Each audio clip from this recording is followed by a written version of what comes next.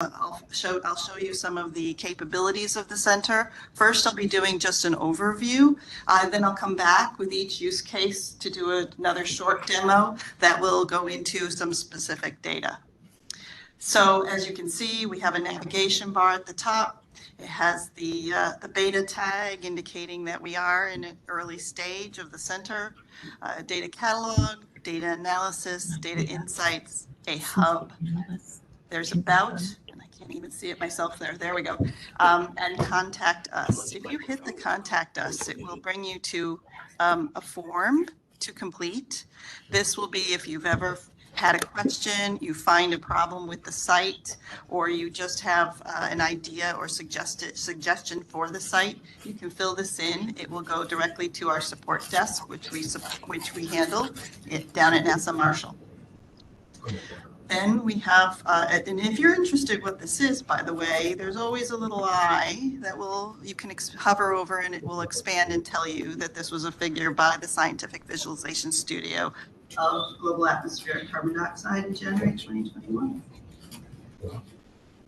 We have a small welcome message, a link over to a story about the GHG Center, and then 3 focus areas with a short description of each focus area and a specific link to data sets relevant to that focus area. You can get directly to the data catalog either from the navigation bar or through this link here. And if you'd like to learn more, we pop over to the About page. This is the About. You can also access it from the navigation bar. We'll talk about the US GHG Center. We'll identify the partners. And at the very bottom, it has, again, the link to the feedback form. And if you click here, subscribe to news and announcements list, that is the same as the QR code you were shown earlier in Arjie's talk. It will take you to the form in order to sign up for the various focus areas. And again, we handle all that at NASA Marshall. So that is an introduction to About. If we come back, as always, you can get back to the home page. And I wanted to point out that each of these 3 areas, if you click on that, it will go to a data insight. Data insight is a type of story with specific content and text. I will take you through one. For right now, we'll go through this tracking greenhouse gas cycles story. And we have an introductory paragraph that is written at the general level. So this would be about 9th to 12th grade level of understanding. And then go into a little bit more detail in some of the paragraphs. We have figures that are interactive. You can click on anywhere in here, get the value of CO2 over time from the NOAA Mauna Loa Observatory. We have videos that will play on a click, that will coordinate with the text next to them. We have also what's called a slider. In this case, we are showing the net ecosystem exchange from July 2011 on the left, January 2011 on the right. Quite the reverse. My apologies, that's the reverse. And then again, another movie. This showing the total CO2 flux. Some links to some of the data. A discussion about natural sources of methane. And this is what we call scrollytelling, where a map will come up, and as you continue to scroll, information appears related to that map.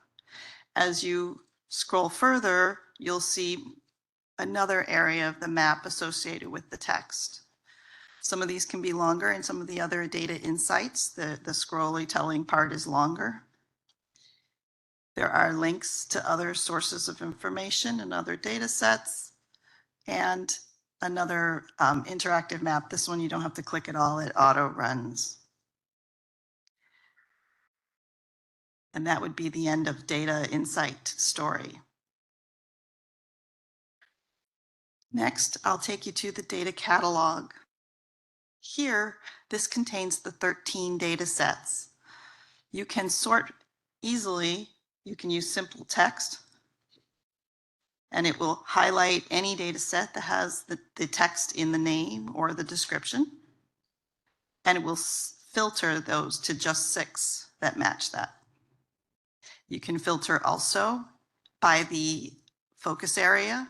We also have an additional category called socioeconomic, as we have some data from the NASA CDAC in here. You have the sources, the gas. If we click, you can see the gas is filtered to just carbon dioxide data products. You can always clear your filters. There's a product type, so you can look at gridded inventory, ground measurements, model output, or satellite observations. If we chose gridded inventory, it would take us directly to the EPA US gridded anthropogenic methane emissions inventory. As you can see, it's fairly simple to use. You can, as we anticipated a growth in data sets, there will become many, many more. That's why we have the filtering capability to make it much easier to find the additional data sets.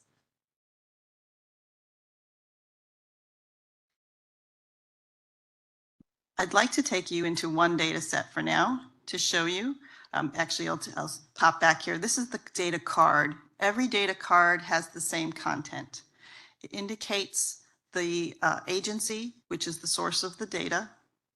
It also has the long name of the data, the short description of the data, and the focus area that it belongs to.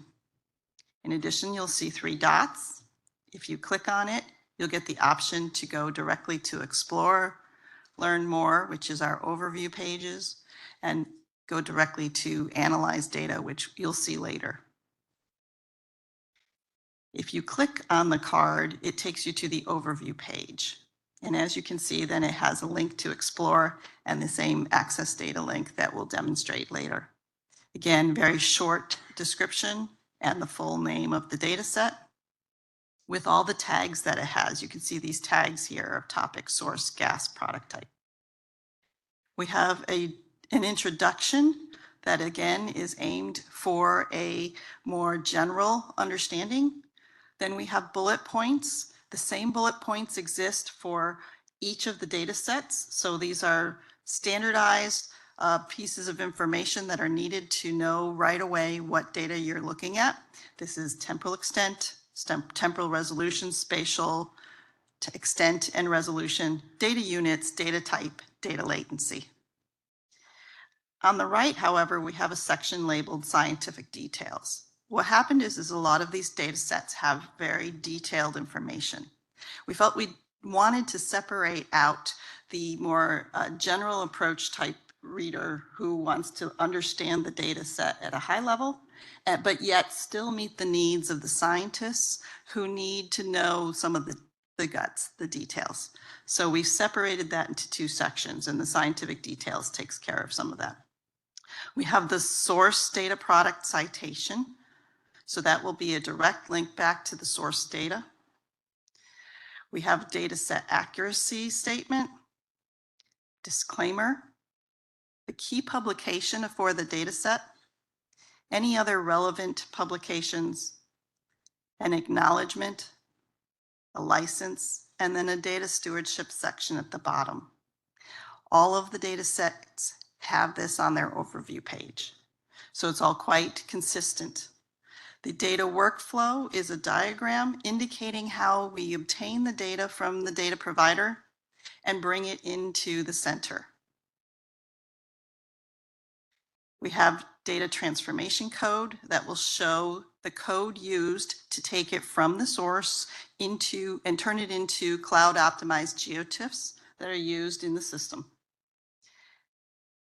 And next we have our verification and processing report. This is a PDF report that indicates the background information about the data, the transfer confirmation, the data intake process, overview statistics to ensure that the original data and the transformed data are consistent, figures to demonstrate that from a sample of the data. Again, more statistics for a particular time period as a random check, and then some other useful links to the user notebook or the overview page. So every data set has this to ensure that users understand that we have checked and verified that the data we're presenting here matches the original source data. We feel that's very important.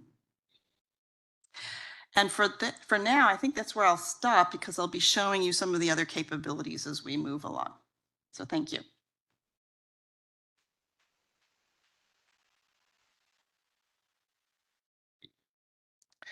Thank you very much, Deb. Now I'm going to hand the screen back over to Allison and Alex. We have some Mentimeter questions for you.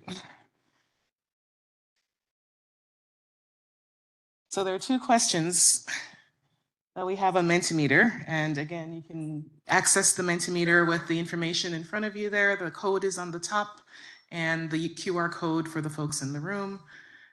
Please go on there and you'll be able to see the questions and try to answer. Okay, so we wanted to get a poll of the room. We knew who we invited, but I wanted to just make sure that you guys self-categorize. What type of GHG Center user are you? And we have a few options here for you to select. So I'll give you everyone a couple of minutes to do that. And while you're in there, please take note of the Open QA button that's at the bottom of your screen when you're entering. That's how you can ask the questions of us, and you can vote on the questions that are already there. So that's how we'll start to adjudicate the questions that come in during the panel, which you will see later on today.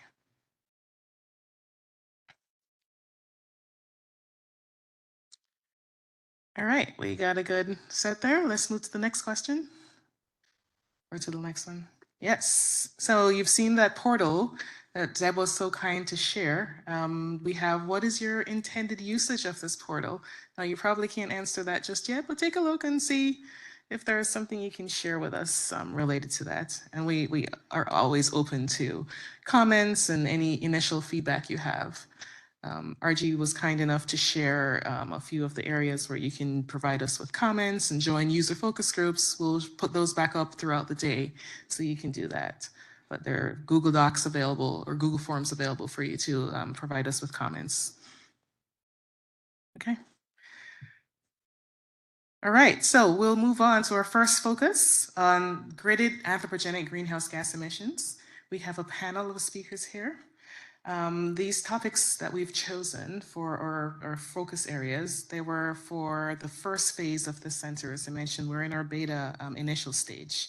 And as we go on over the next few years, additional topics and data sets will be added to come.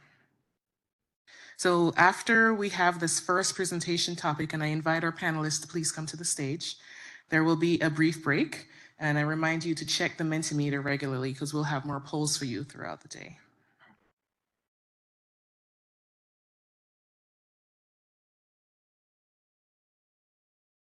All right, and I'll turn it over to Dr. Bowman for EPA colleagues.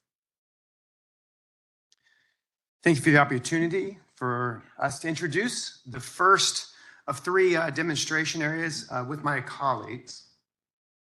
First, next slide, please.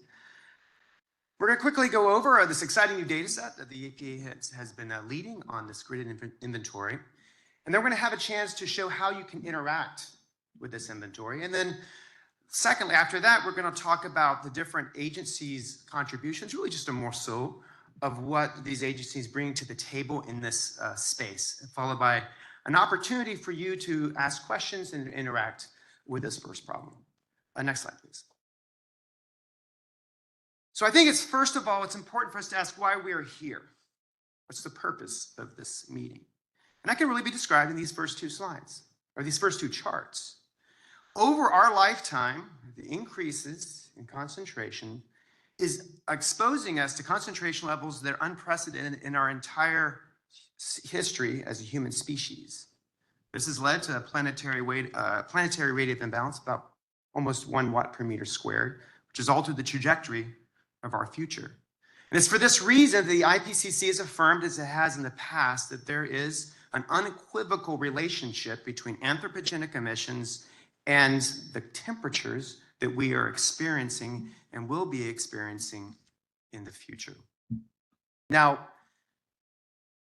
the ultimate test then of any mitigation policy is, can it bend that curve? And any information system, the ability to have an unbroken chain between the actions that are taken and the curves that we see here. Next slide, please. Next slide. I think I'm missing one, but go back, please. Thank you. So the bedrock of our understanding of anthropogenic emissions comes from the inventory compilation process. We've already heard about that. That's been going on for over 30 years. And that will be the basis of discussions, for example, at the COP starting this week, about how to mitigate emissions and how to have collective action internationally as well as nationally. But over the last decade, we've seen an actual sea change in our observational capacity to understand and directly measure concentrations at multiple scales. How do we link then this new technological capacity with the underlying structure that we've used to understand climate mitigation? That will be the subject of my next colleague, Dr. Erin McDuffie, where she'll introduce the EMPA inventory gridded process. Thank you.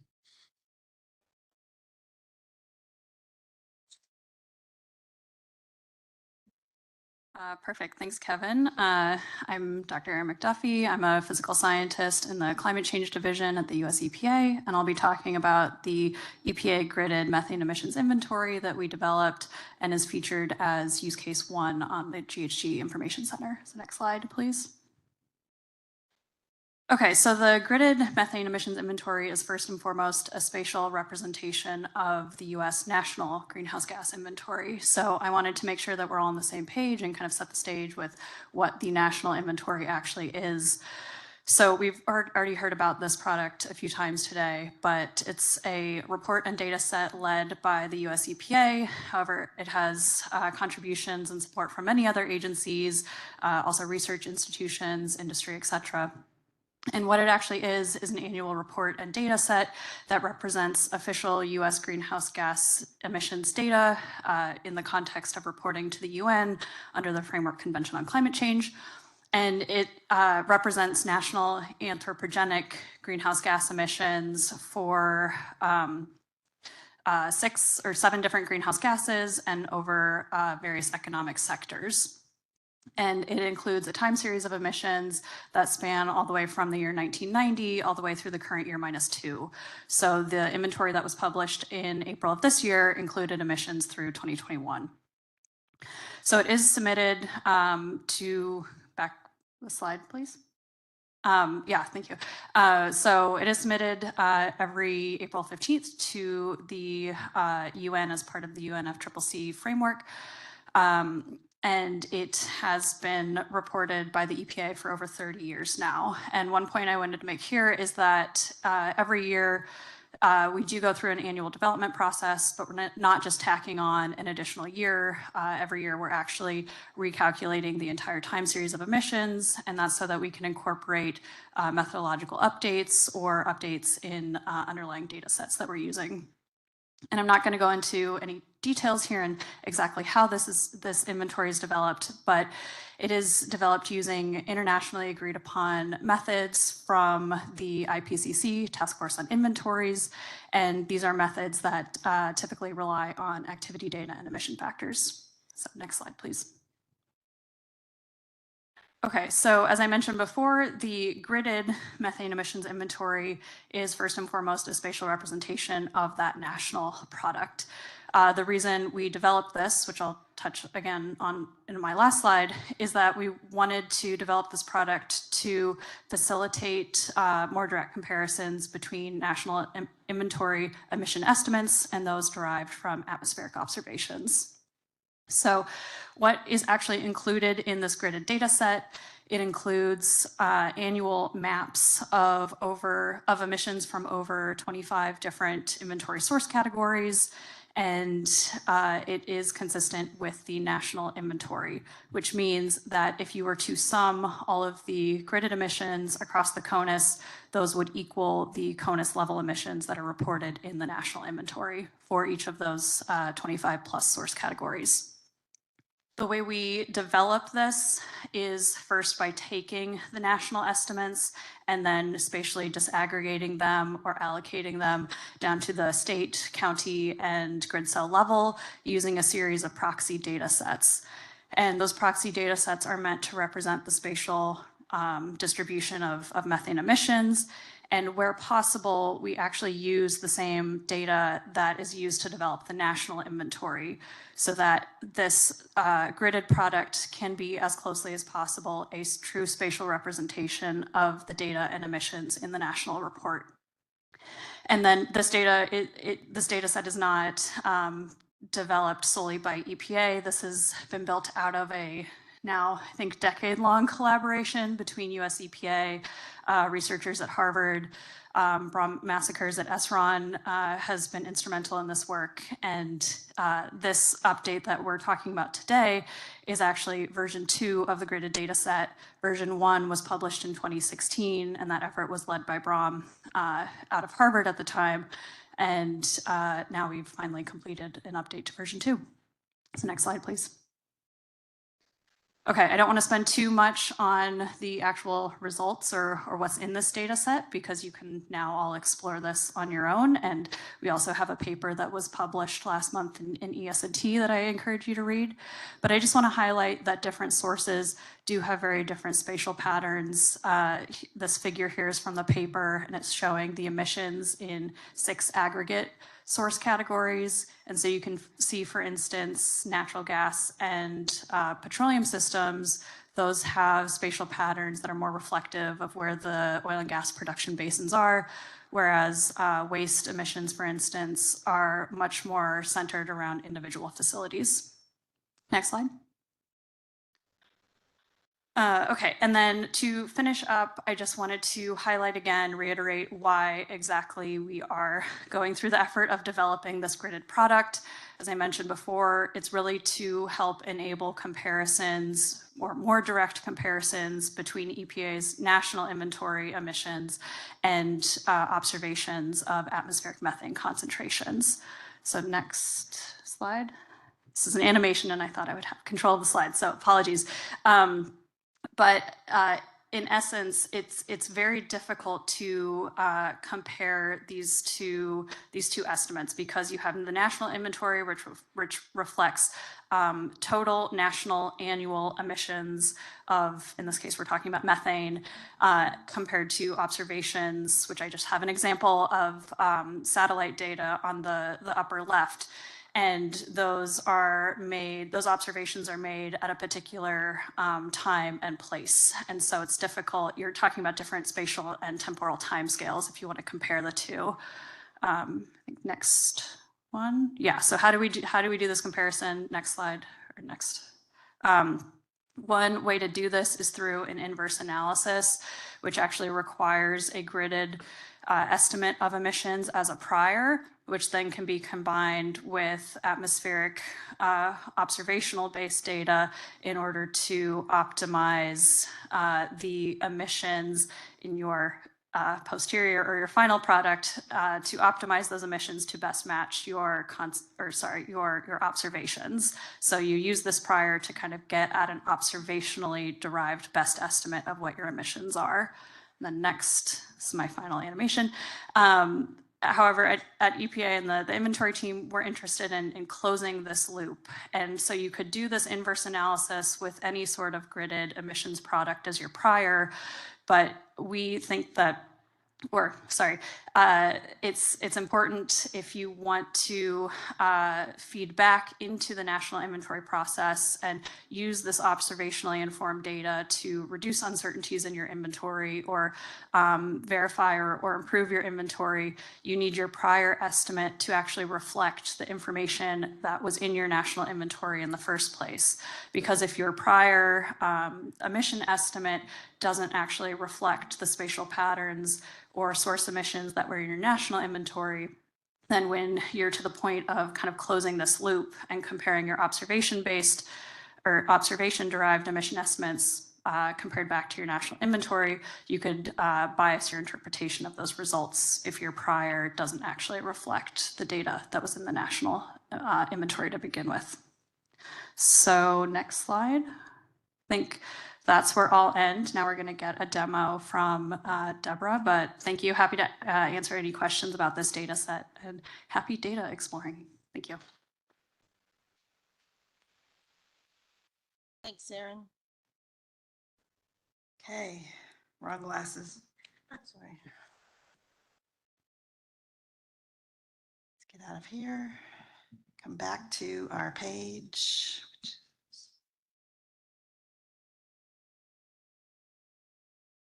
It's not sharing. I have to share first. Thank you.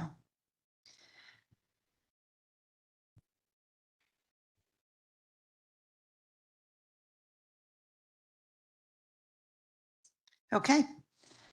So for this, you would access the EPA data by going to the data catalog. You could choose a data product of gridded inventory, bring it right up. That's one option. Otherwise, you could simply go down all the way to the name of it. It's alphabetical. If we click on that, you will see that there's an Explore button. You click on the Explore button, and that takes you into the Explore environment. The first time you come here, you do get a disclaimer, and that is the same for data analysis and any Explore environment areas. And that is to remind everyone that the data you're looking at is within a mapping environment. And you can currently only see one data set at a time. We are working on a new capability, excuse me, that will allow multiple data sets to be envisioned at the same time, but that is in development. So that will be one of the improvements that will be coming in the near future. So you click I understand, it goes away. You probably won't see it again unless you're on another computer with another instance of the website. Here we have the United States. Is there any way for me to get rid of this little box? I'm sorry, I do need to put that out of my way. There we go. I have a box you all can't see that's right in the middle of my screen. Okay. So we can take our scroll bar, and I do this better with a mouse, hence my need for my mouse today. You can scroll in and out to increase and decrease size. Same with the pluses and the minuses, though they take a bigger jump. You can search for something like perhaps Texas and hit enter, and it will zoom you into that area. So you can do that from, if you're on a global level, you can choose a word and it should find you the right place. You have a way to remove the sidebar if you'd like. There's also, again, a way to access how to use the data set. It will give you the stack name of the data set, provide you the data transformation notebook. This is the same one I showed you last time. A sample data notebook, and we will show you a demonstration of that in the next demo. It would be data browser, which will take you to the location of the data where you can get individual files, and the Jupyter Hub access. And that will be demonstrated next in the next demo. You also have a little marker here for using this data with a GIS software. You can get an XYZ tile URL or a WMTS tile URL, and all you have to do is click here to copy it and then take it into your environment. And you have the ability to turn on and off your map so that if you want to see something below, like a label, you can. An important part here, which I'm showing you last, is this Earth button here. This has different ways of showing the data. Now we've defaulted each data set to something that works best for that data set, but one can play and choose different kinds of backgrounds. You can turn on and off your labels. If they're in your viewing area, you can remove them. You can turn on and off your boundaries or both. More important, especially with the EPA data, we default to equirectangular for the entire system. you can choose something like Mercator, which will in fact make the map look much more consistent with the massacres paper. And so it's a little easier then to look at the massacres paper in here and see that in fact it is the same data. What you're looking at right now is the total methane layer. There's 27 layers to this data set. So as I scroll down, you can see how they're kind of organized. We have them organized by the sectors that Aaron mentioned. There's the agriculture and then the parts of agriculture. As you hover over each one, because the width of that left bar is only so large, it will give you the full name as you hover. In addition, you can click the eye, and the eye will give you a somewhat longer description of that layer.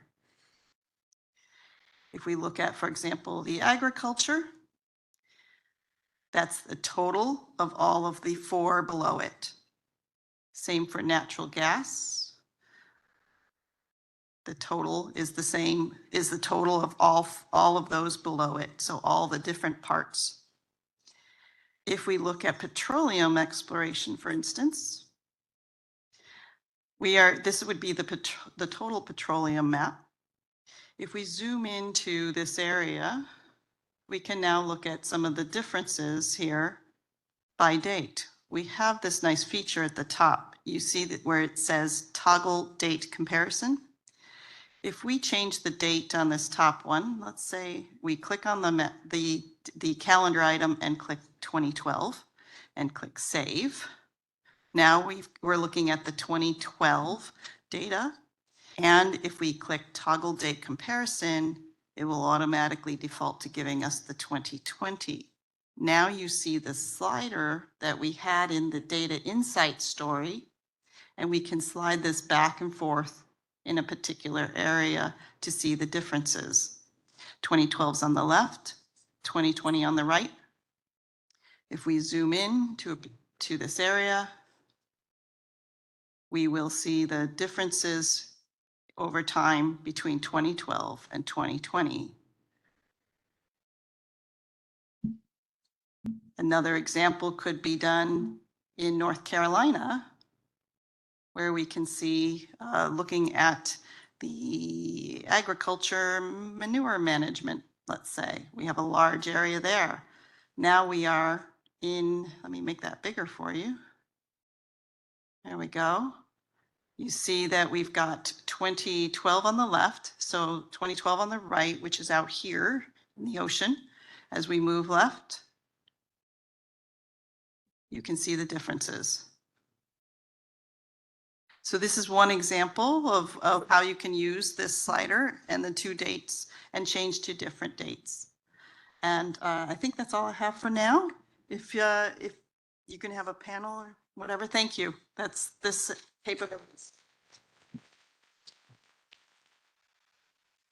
You have to stop the screen, right? Oops. No. We'll have a Q&A session where you can pepper Aaron with all sorts of questions about the details of those data sets. All right, so now we're going to talk about the different agency contributions that can be had, a potential for the Greenhouse Gas Center, in particular the capabilities that these different centers or different agencies have. First one is NASA. The key thing to consider when we're looking at this problem, next slide, please, that there is an 8 orders of magnitude difference between the scale of the problem and the scales of the solution. We have a global scale problem, which will be described in the next demonstration phase, led by Leslie Ott, down to this very point measurements at facilities that will be discussed by Andrew Thorpe and company in the 3rd demonstration area. Between those two is the regional scales. And that's the scales at which often policies are being formulated, national and subnational. In the United States, there is perhaps one region that's had gotten more interest than any other. Next slide, please. And that is the Permian Basin. 40% of all oil and gas production is done in the Permian Basin. Question is how much methane is being emitted. Research being led by Daniel Verone, Dr. Daniel Verone and Professor Daniel Jacob at Harvard University, building upon investments from NASA under Jack Kay's research portfolio, developed a portable or an open source inversion capability, the inverse methane inversion tool, integrated methane inversion tool, and use that with tropomi data to estimate the methane emissions in the Permian Basin at a weekly scale over multiple years. And what they learned from this was quite striking. First, the total estimate is about 4 teragrams per year. But using additional information about oil production, we found that the methane intensity dropped by almost a factor of 2. But you also see there's substantial variability that's revealed by this weekly capacity to estimate methane emissions, related, for example, to new well development or gas price crashes. Now, what this means is that an actual relationship between them is far more subtle. It's not simply that if you have more production, you get more methane emissions. Far from it. But by having this additional information in conjunction with this weekly scale data, this allows us to now relate interventions that could occur in a region to the expected concentrations that we see within this kind of a system. We would expect the continuation of this type of capability would allow us to provide the sources of information needed to be able to relate mitigations, changes and forcings to their intended atmospheric responses. The next one, we'll go zoom out a little bit further into the nation scale, and that'll be led by Dr. John Miller.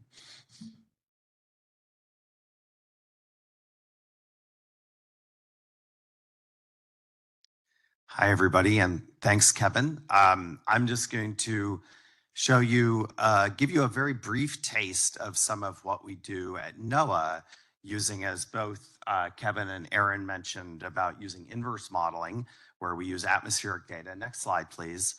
And the first example is some of you may have heard of Carbon Tracker before. We have just re-released with the intention of routine operation going into the future of Carbon Tracker methane. And this project has been led by Lori Bruweiler, who's in the audience today. And in our case, we focus on mostly surface-based measurements, and those are surface-based, still means aircraft, but also remote islands throughout the world, tall towers, mainly in North America. And when we combine that, as Aaron mentioned, with bottom-up inventories, we can produce gridded methane maps from atmospheric data in this case. One of the key aspects of this study in particular was the use of methane stable isotope data that allows us to get to some level of attribution. And what we see on the right-hand side here are both global and then a zoomed in North American map of fossil methane emissions. And this is just an example of something, this is publicly available on the web, and something similar to this is actually already on the GHG Center website. Next slide, please. Now, this next thing is something that is more exploratory. It's not yet a routine product, although we imagine it will be within the next few years, which is to use for CO2 to get fossil CO2 emissions, the same inverse modeling approach.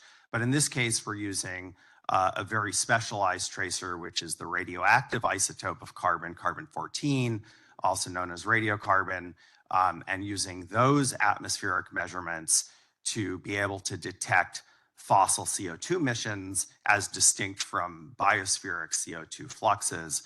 And using very similar processes, we can produce maps both for the United States and globally of fossil CO2 emissions here in the case of 2015. And this is just a taste of what we can do. And this one in particular is more in development. Thank you very much.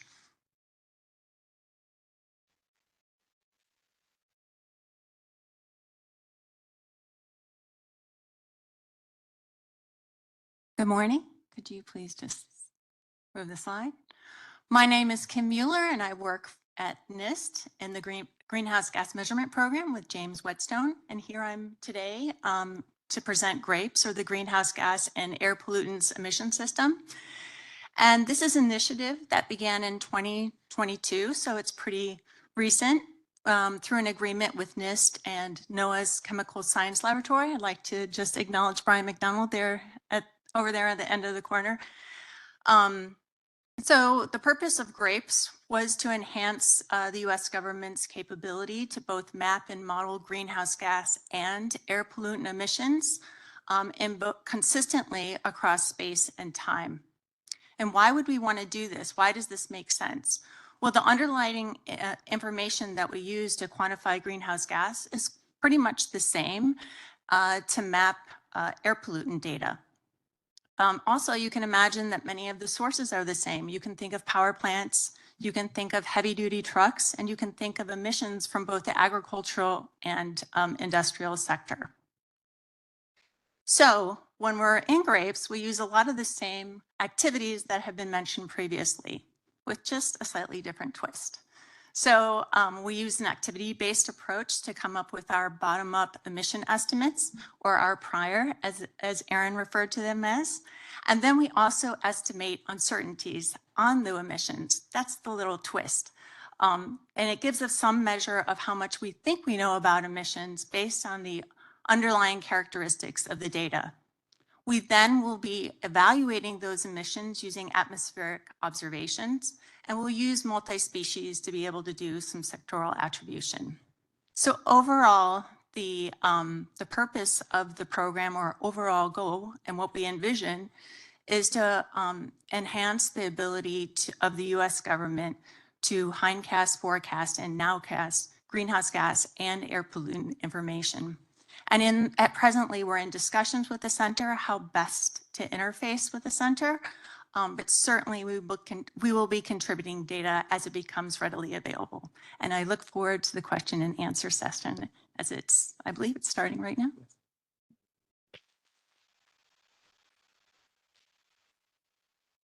So we've had opportunity to ask questions in the Q&A. This is our Q&A phase. And I think we'll be getting questions through the Mentimeter, and we'll have a chance to respond to those. And then towards the end, we'll have a chance for folks to ask questions at the mic. How much time do we have, Shauna? We still have about 30 minutes. Okay, so in about sorry, 15 minutes, pardon me, and then we have a break. Okay. Yes, pardon me. So give me, at the last 5 minutes, let's have the opportunity for people here in the room to also be able to ask questions. Okay. Thank you. So right now we have 3 questions in the chat, and I just got one that's voted up, so we'll start with that one. How does the GHG data portal plan to leverage the data sets produced by NASA's Carbon Monitoring System program and other programs? So first of all, let me say that we're already beginning to do that. So for example, the work that we're seeing with the work I showed with the Permian Basin is in fact work that was supported by the Carbon Monitoring System.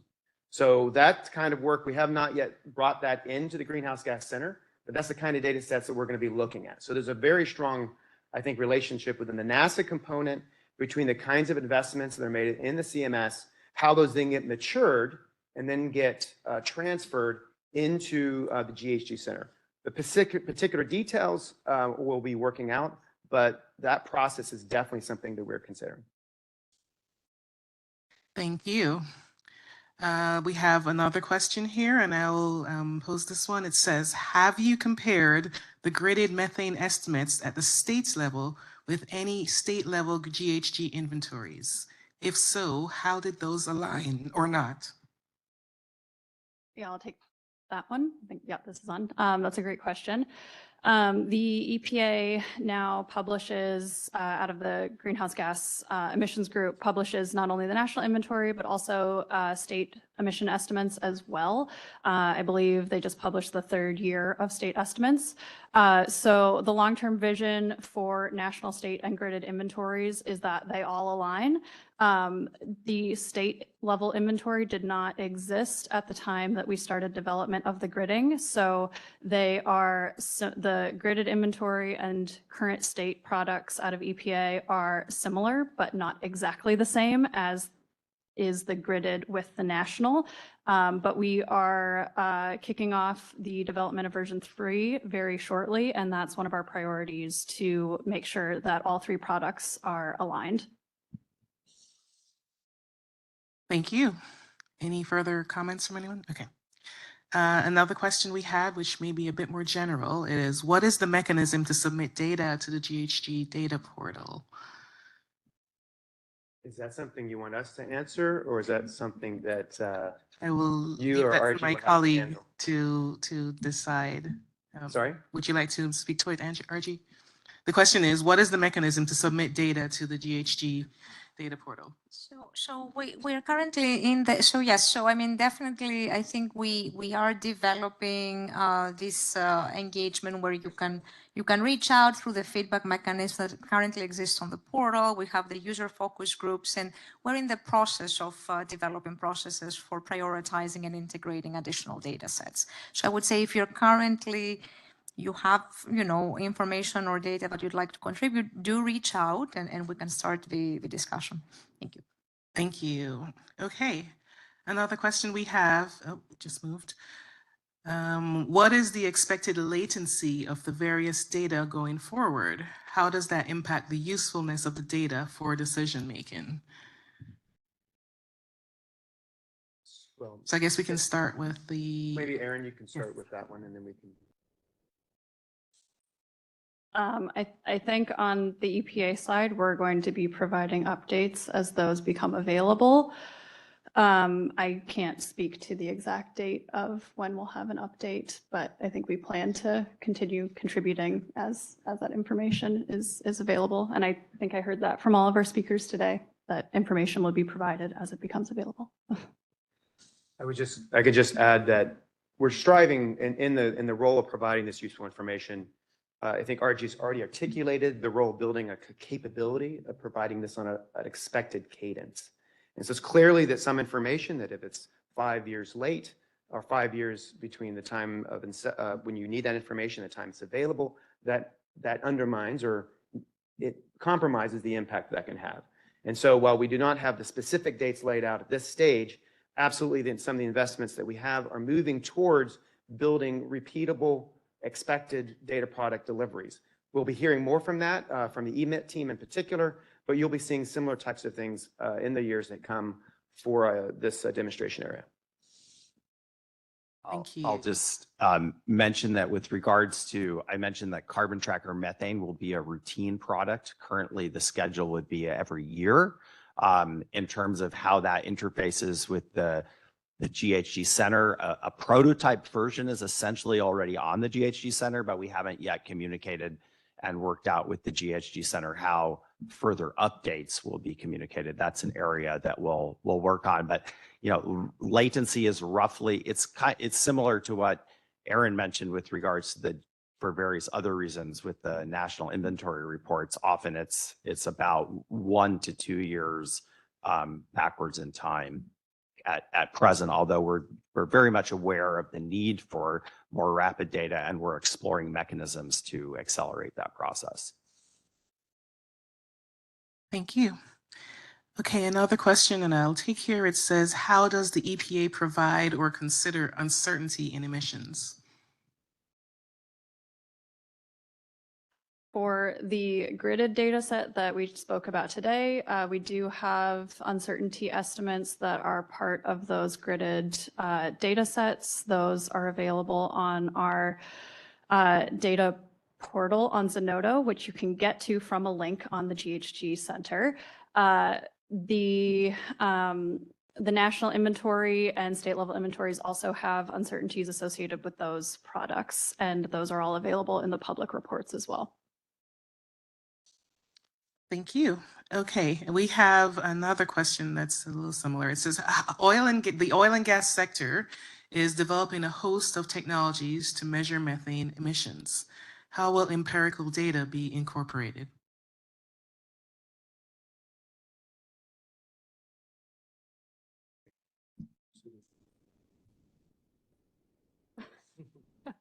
Yeah, incorporated into what is my follow-up question.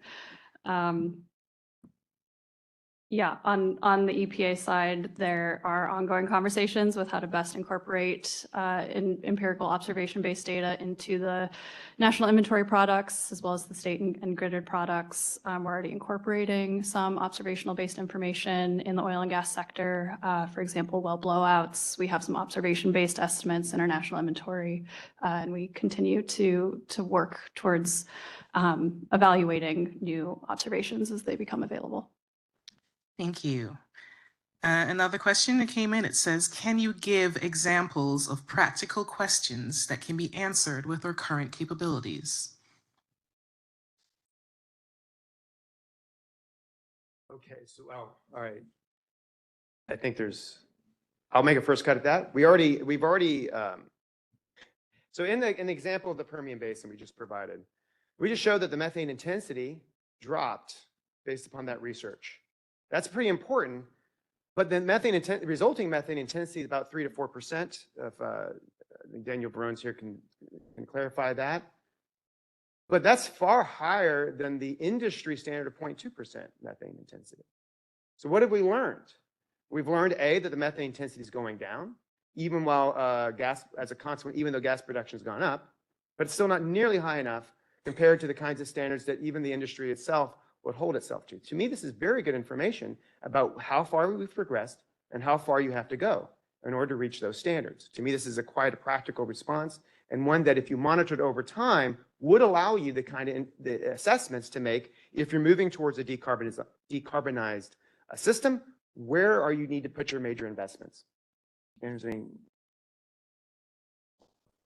Yeah, I'd just like to comment on behalf of NIST. I think our purpose here is not to pose the question, but in actuality provide the data and provide the information for others to be able to ask those questions and to use the data as it meets its needs. Certainly, a lot of those will be science questions that may be addressed within individual agencies, but again, from the NIST point of view, our role is to provide reliable data to the community. Just to add a comment on top of that, which is from the data provider perspective, right? Providing data at the highest spatial, highest temporal, highest sectoral information possible allows more stakeholders to use the information in ways to answer those questions. So all these questions about kind of what will the data look like and the latency behind it, I think is a really important thing for us to consider as we move ahead as a center too. I guess just as a quick follow-on to that, I agree with everything that's been said thus far. From an EPA perspective, we're providing and developing the gridded information primarily as a research tool for the research community to address the various research questions that they have. But I do want to highlight that the whole impetus of the original gridded product was because there was no spatially representative product that reflected the national inventory. And so the development of the original gridded product in 2016 actually enabled a lot of the direct observation inventory comparisons that we've seen in tens, if not hundreds of papers that have been published since 2016. And so that's a very practical question of how do the observations of methane that we're seeing compare to our emission estimates in our bottom-up inventories. And so the gridded inventory has provided us a tool to answer those types of questions. And our intent with version 2 is to provide now an updated version of that data set that lets us compare observations that were made more recently to more recent versions of the inventory to kind of check those comparisons again and continue moving forward. So that feels like a very practical use to me. Okay, thank you. And then I'll do one more from online and before we open it up to people in the room. There are two questions in here related to modeling and forecasting, so I'll try to combine them. Are there any forecasting models to estimate future GHG emissions under climate and land use change scenarios? And then the other question is, what is the role of the modeling future emissions and mitigation options to inform planning?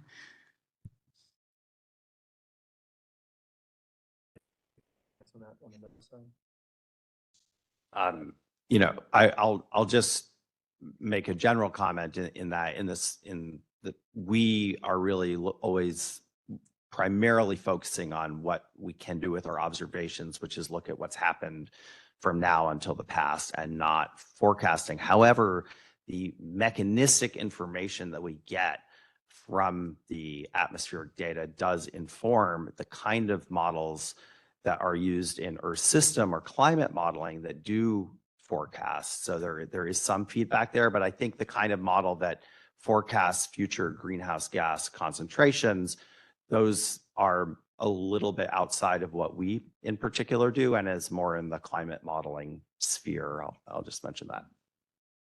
I was hoping that Brian can talk about the current capabilities that exist at NOAA for doing air quality forecasting and how that might pertain to future greenhouse gas forecasting as well as outlined in GREAT. Yeah, is this microphone on? I was thinking about that interconnection, right, with greenhouse gases and air quality. So in the US, we have an air quality forecasting system that's provided daily, done in partnership between NOAA and US EPA. And for that air quality forecast system, right, it'll be as good as the emissions that you put in there. So that's not just anthropogenic sources. There's wildfires, there's dust, there's other things that contribute. But you need that information every day, right? And so it's thinking about, we have operational forecasting systems in the US, right? For weather, for air quality. And I think the question might also be, how do you get the greenhouse gas piece to those type of latencies, right? Maybe you don't need it every day, but maybe it's monthly, maybe it's quarterly, right? Or at least annually, right? As far as like what is probably needed for air quality, I mean, trying to get towards at least a monthly emissions adjustment, right, would be helpful, I think, for the air quality forecasting system, if not a daily, right? So bringing in data assimilation tools, satellite data sets into that as well, especially for fires. And I'll just follow up. NASA definitely has a lot of capacity to do projections, both at sort of the medium-term scale, short, medium, and long-term scale, such as the work that's being done at GMAO, as well as the kind of work that's being done at GISS. The details of that I will leave Leslie, Dr. Leslie Ott will have a chance that we'll be talking in the next session, and I'll just give her an opportunity to talk about a little bit more about some of the work that has been done. The GHG Center, as of right now, has not considered projections as a formal component of the center, but I think this is very good input and one that can be considered for future activity. Thank you, everyone. Now, are there any questions or comments in the room before we take our break? Yes, please come to the mic. Congratulations.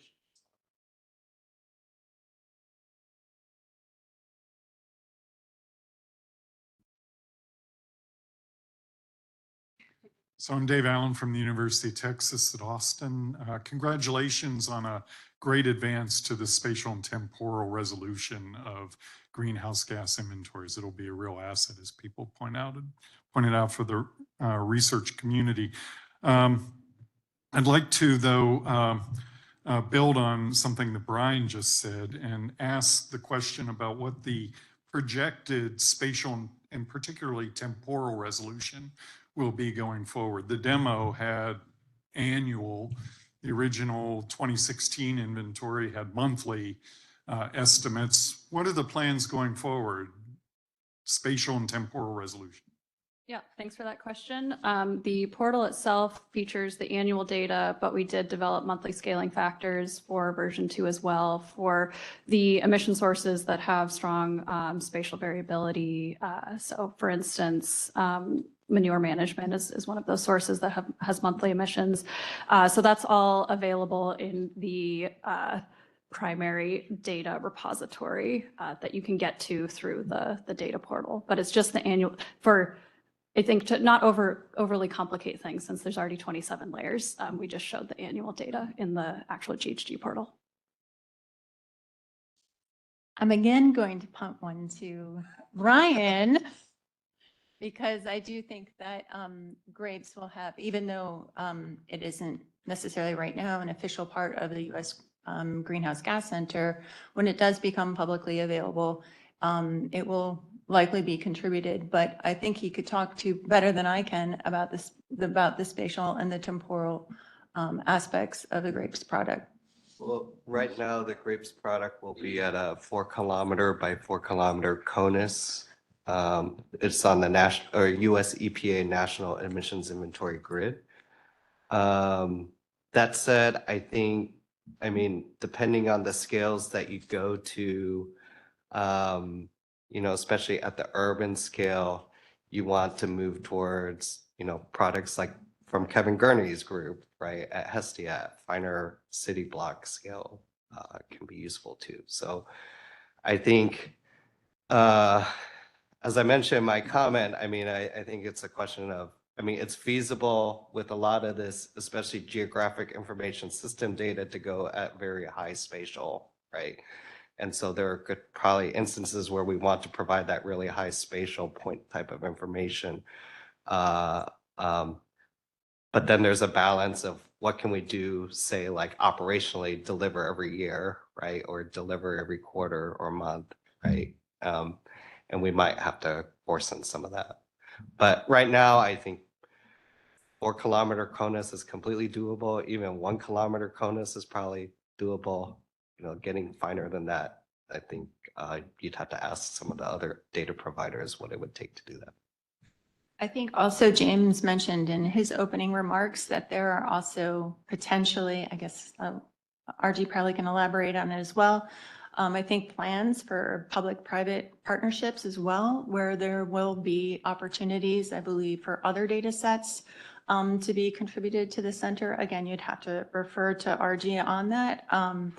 And so those are going to have various, I'm not sure, but various other spatial and temporal resolution as well, I think, too. Yeah, just to add one, because Dave also asked that question, right? I think there's also a lot of information in oil and gas fields as well, right? About that high spatial information on where devices and facilities are. And so I think those questions about how you incorporate the private sector into this and getting higher spatial information is also, especially for oil and gas, important. All right, thank you, everyone. I will invite you to take a short break. Thank you to our panel, and that was a wonderful discussion. We will do this again for focus area in 2 and 3 after the break. So let's convene at 10. Thank you.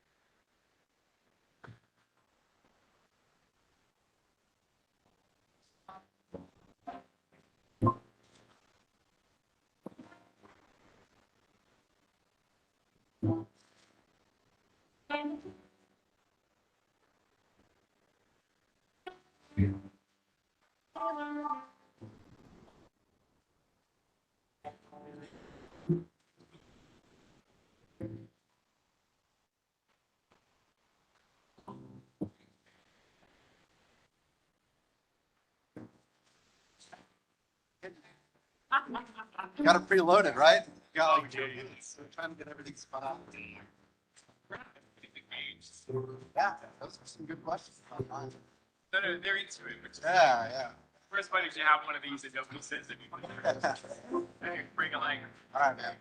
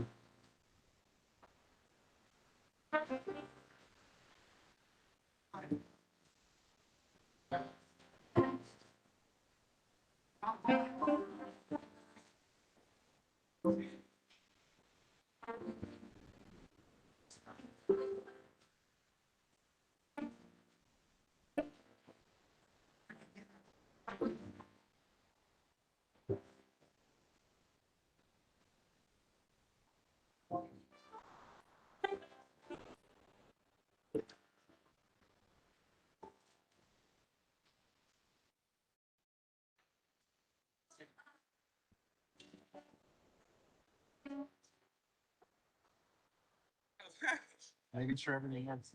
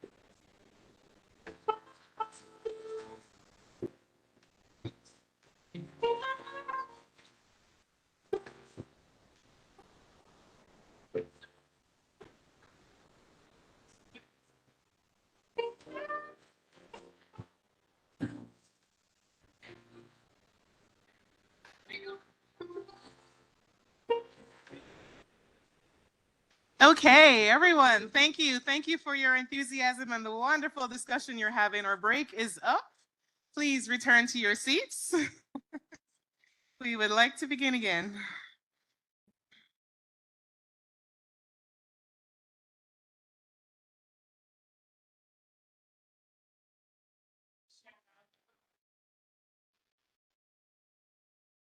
All right, thank you, everyone. Welcome back.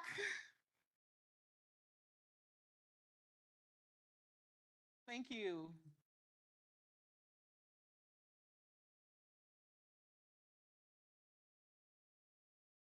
I'll invite my colleagues up for panel number 2.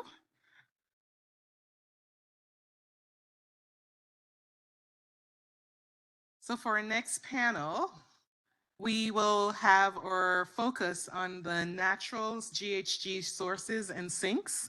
And I'll invite my colleague to come up and begin the presentations. Thank you.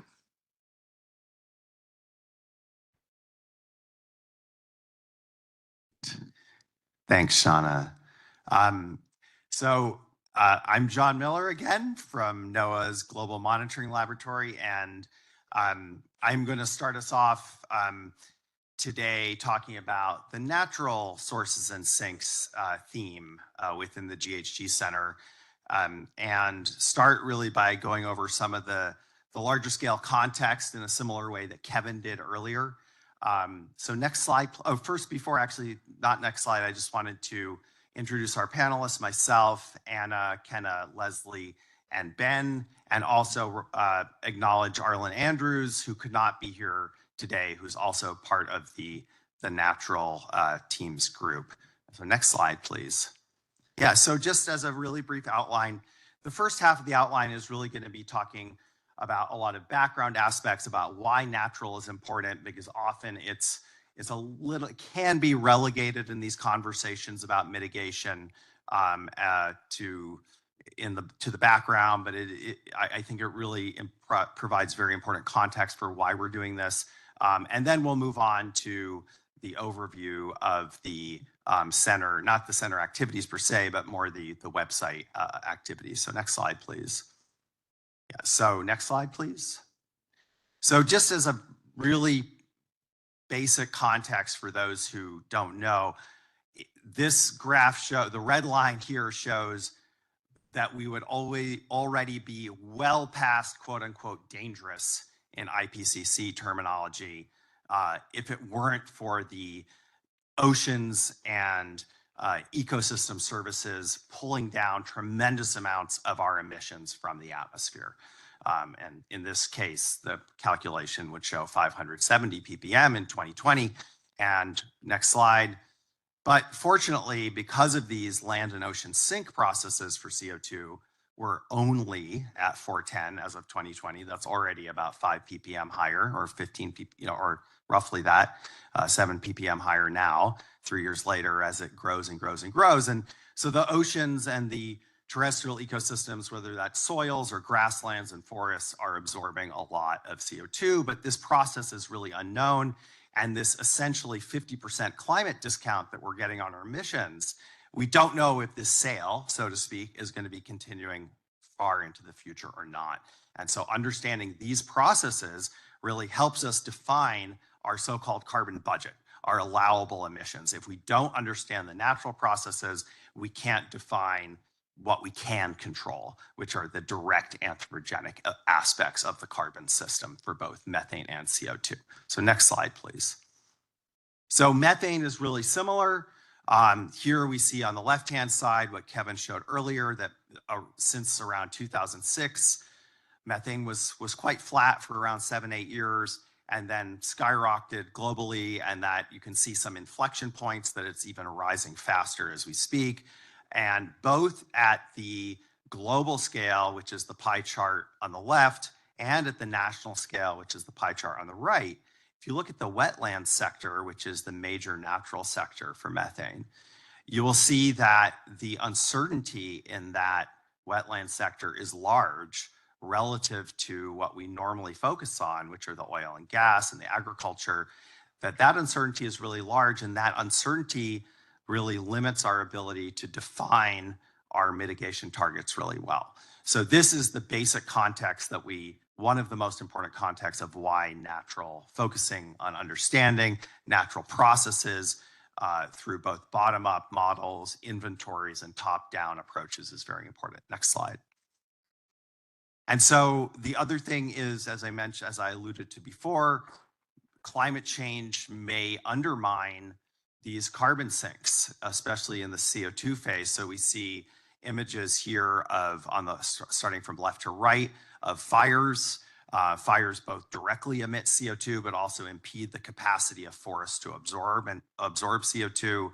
Droughts can have very big impacts on carbon absorption, as well as with regards to blue carbon, changes in coastland wetland dynamics can also have large impacts. Next slide, please.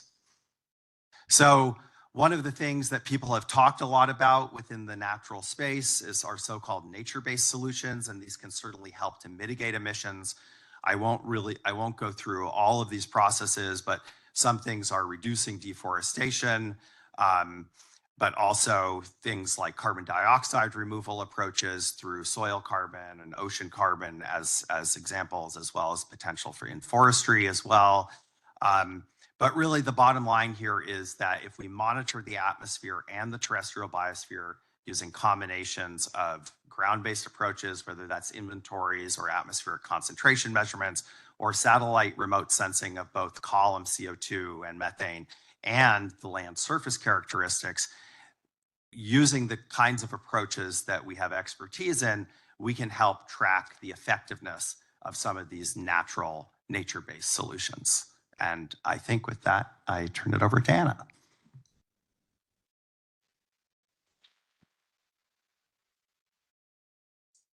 Thanks, John.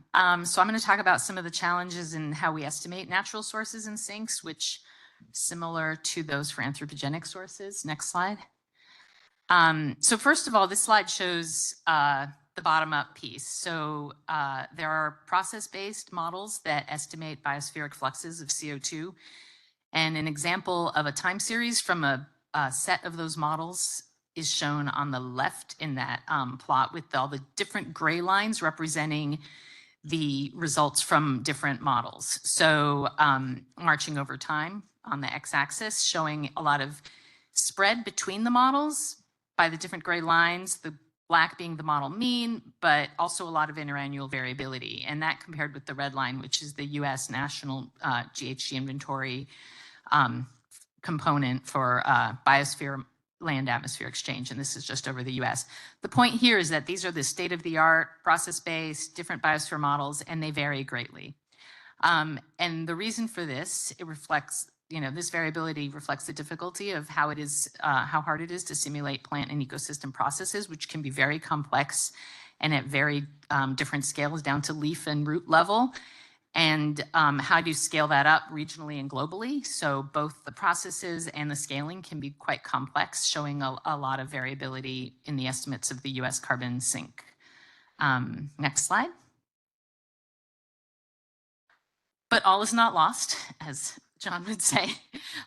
We have a lot of atmospheric data that can help inform these models. So this is same as we heard in the focus area 1 for the example of methane, how we can look at the inventory and use atmospheric data to sort of evaluate that and even update those emissions to come up with emissions that are informed with the atmosphere. We can do that with atmospheric data through this slide kind of just shows different examples of atmospheric measurements at local scales, showing an example of a eddy flux tower in Alaska, maybe measuring the fluxes from that biosphere over there.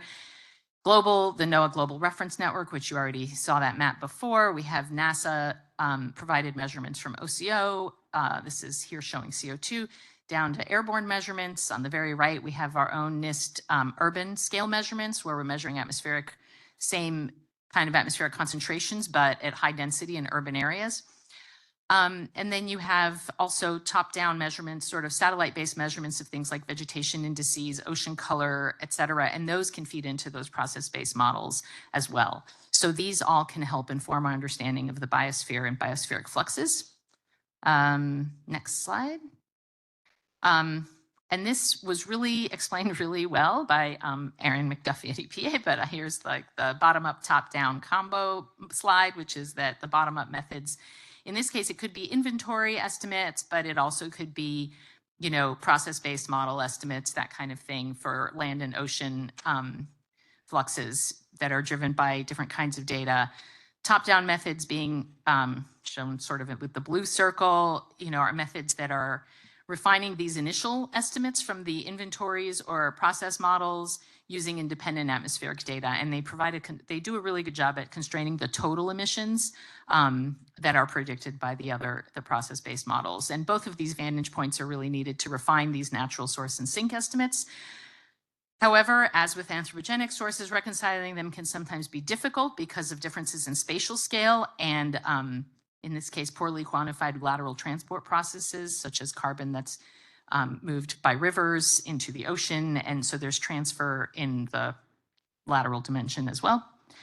And but that's it, but we're working on this, and there are a variety of models, I believe, up on the portal that maybe there will be a demo after this.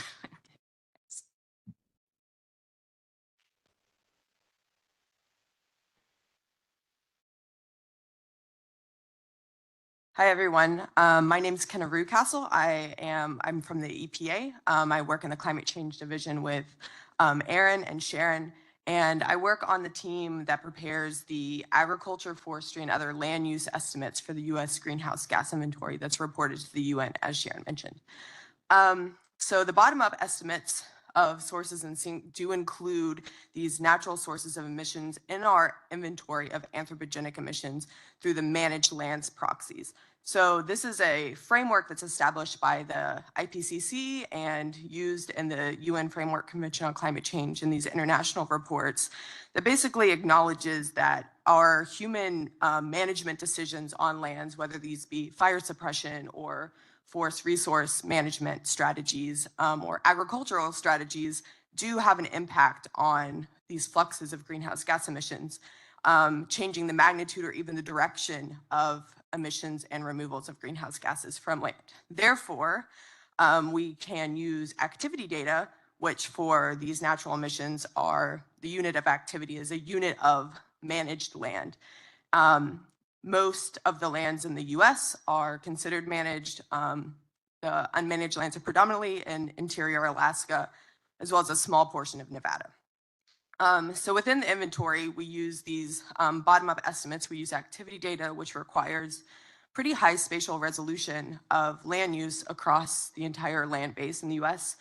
And we need these data across a time series from 1990 to the present. So as Aaron and Sharon mentioned, this time series brings unique challenges because we are developing lots of new modern data sources and modeling capacities and observations, but we need to combine those new modern data sources with proxy data or modeling frameworks that go back to 1990 so we can build a consistent time series of emissions across this whole 30-year period.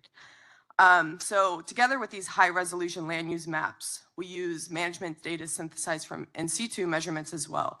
So this is on the ground measurements that are prepared by the Forest Service through the Forest Inventory Analysis FIA program, as well as national surveys through the USDA and other remote sensing imagery. We combine all of this imagery together to build these activity data databases and then apply emission factors. So what are the emissions and removals that are occurring per unit land area using process-based models like DASEN, for example. Next slide, please. And so with these activity-based approaches to building a greenhouse gas inventory, the greenhouse gas inventory has a unique strength in its ability to attribute emissions and removals specifically to these biological fluxes, to specific sources, and to specific spatial scales. So this is a graph that shows US emissions across the entire time series that are reported to the UN.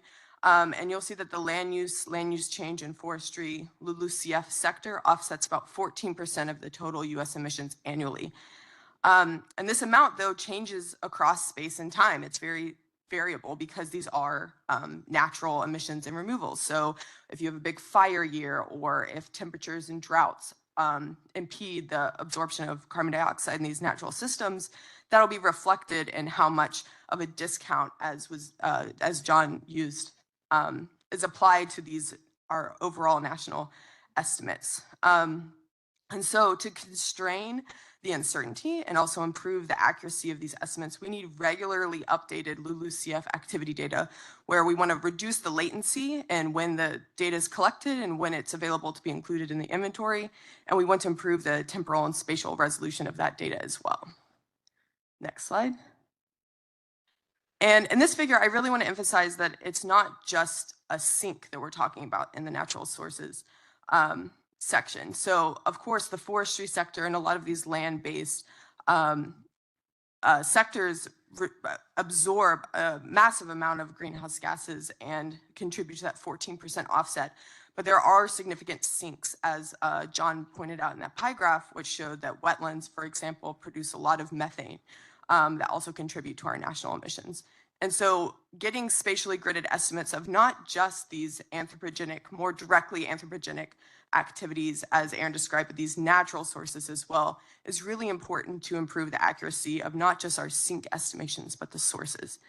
And I also want to point out that the data required to do this, the meteorological data, the biophysical data required to produce these spatially gridded estimates are also the data that top-down inventory approaches need to attribute those observations and those measurement and modeled data to these spatially gridded and source-specific categories.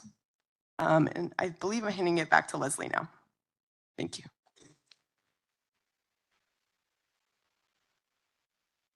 All right, thanks. Thanks, Kenna. So I'm Leslie out at NASA, and I have the tough job of saying you've heard that this is important, you've heard it's hard, and now we have to talk about what we're going to do as part of the GHG Center. And even though this is a grand challenge, this is something we're going to be studying throughout the rest of our careers because these processes, these natural sources and sinks are changing. I want to make the point that there are concrete and tangible things we can be doing over the pilot phase of the GHG Center over the course of the next year that set us up for providing better information on natural sources and sinks. So next slide, please. All right. So what are we doing first? Let's get into this. The first thing we're focusing on is improving the delivery and the quality of some of those bottom-up data sets that are coming from process-based models. Now, you might think that it would be easy to go online, even to the GHG Center portal, and find information about natural sources and sinks for 2023. It's not there yet. Typically, these models run in a research kind of mode, which is great, but often they lag real time by at least several years. And so making routine deliveries of these kinds of products, instead of trailing by years, trailing by 2 to 3 months is one of the first goals that we're already making a lot of progress toward, and we're really excited about that. In addition to making the delivery of these data products more timely, we're working to make sure that the methods that we use are more transparent. So porting those data sets to open source code repositories, making them accessible on the cloud so that everybody can see where those data sets come from, make use of those methodologies is another goal that you're going to see throughout the center.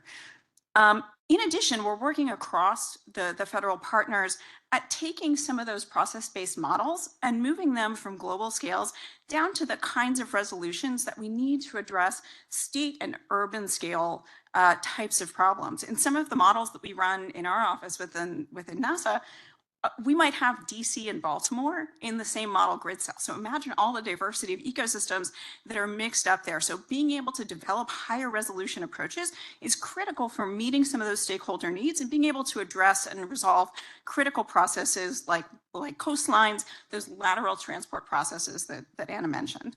And finally, the other thing that the GHG Center is enabling is this expanded dialogue, being able to work hands-on with people like Kenna and colleagues at the EPA to understand their needs and communicate the way that these processes are represented in various types of models, because that's incredibly complex. The idea here is not to replace anything that's being done by the Forest Service, who are providing great information, but to figure out how we can complement that information with some of the advances we're seeing across the federal investments in research and applications. So next slide, please. But that's not all. So the next thing we do once we have those process-based models is confront them with atmospheric data. And this is giving us a couple really important pieces to the puzzle, right? So first of all, we basically take the process-based models, we put those into an atmospheric model, and then we assimilate data from satellite and in situ sensors that you've heard about throughout the day today. That combination of data sets is allowing us to do a couple of things, not just track how natural sources and sinks have evolved in the past, but being able to monitor recent changes in sources and sinks, both on the natural and anthropogenic side. So that's a critical piece. And also being able to provide regular feedback on the model performance so that we can ultimately refine the way that these processes are represented in step one in those models and improve them so that the information gets better. And I'll also say that an important side benefit of that, of the assimilation, the information we get on GHG concentrations, there's a couple other things we can do with that. One is to quantify climate impacts of greenhouse gases. That's incredibly important. We can also support regional modeling approaches that you heard talked about in the first panel by Brian and by Kim a little bit, right? We need good quality information at the global scales to make sure that we can support some of those more focused local efforts.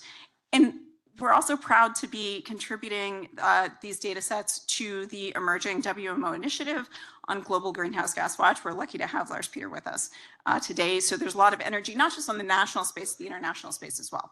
Next slide, please.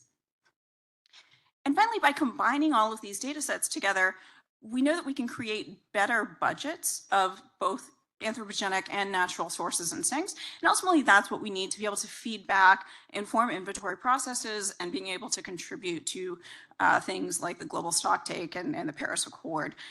So this interagency coordination that's happening through the GHG Center is incredibly important in allowing the federal government for the first time to speak with a single voice on what is the consensus view on some of these processes and contributions, leveraging the full assets across the federal government. And doing so with a full coordination on evaluation and standards for how we evaluate and bring model-based products together so that people can have a lot of confidence in the information that we provide through the center. Okay, next slide. All right, so that's a lot. That's a lot of work. And in order to do that, it's a lot more than supercomputers. It's a lot more than code. We need people, right? We need to be developing a workforce that can support not just this focus area, but the focus areas that we see across the GHG Center. And so there's this theme of workforce development that I'd like to highlight here. One of the things we're doing as a pilot effort is a greenhouse gas center summer school that's going to be hosted by Colorado State University. This summer, the first focus is going to be on modeling and data assimilation, so creating some of the data products that you heard about earlier today, but also trying to emphasize not just developing the workforce with the skills that we need to support these kinds of efforts, but being able to bring in and hopefully cultivate a more diverse workforce that brings in people who haven't been as well represented in the past as we would like, and also leveraging lots of the open source tools that Deb has been highlighting throughout the day. So next slide. Okay, so we're about to get to the fun part again, which is where we bring Deb back up for another demo. But I'll just really briefly, you can go to the next slide, highlight some of the data sets that are there and how we've prioritized getting data into the GHG portal for the beta release. You heard a couple times today that this is a curated section. It's not every single data set the US government has supported. It's a curated example of some of these data sets. And I will say on the natural sources and sink side, that curation has been more challenging. It's tougher because there's more pieces of information to bring together than for the other focus areas. So what you're seeing here on this first release of the data portal is data sets that highlight interagency collaboration, some of the foundational observations that we use, and also data sets that highlight all of the major flows of carbon dioxide and methane. So things like the exchange of CO2 between the land and the atmosphere, ocean atmosphere, and the wetland methane emissions, and top-down fluxes that are often making use of the expertise across agencies and multiple types of data sets from the in-situ and satellite perspective. So, and I will say that's just the start. There's lots more to add and lots to update, but with that, I think we'll turn it over to Deb for the demo.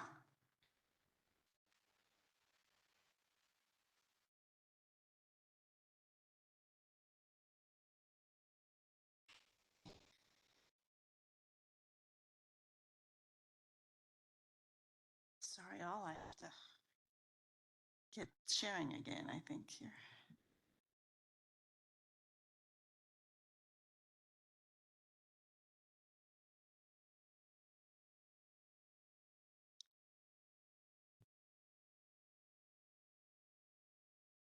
Okay, so if we come back to the data catalog, first thing I'm going to highlight is the NOAA data.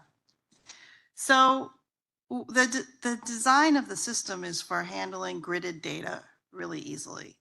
And when it comes to the NOAA data and EMIT data, both of them represent more like point sources.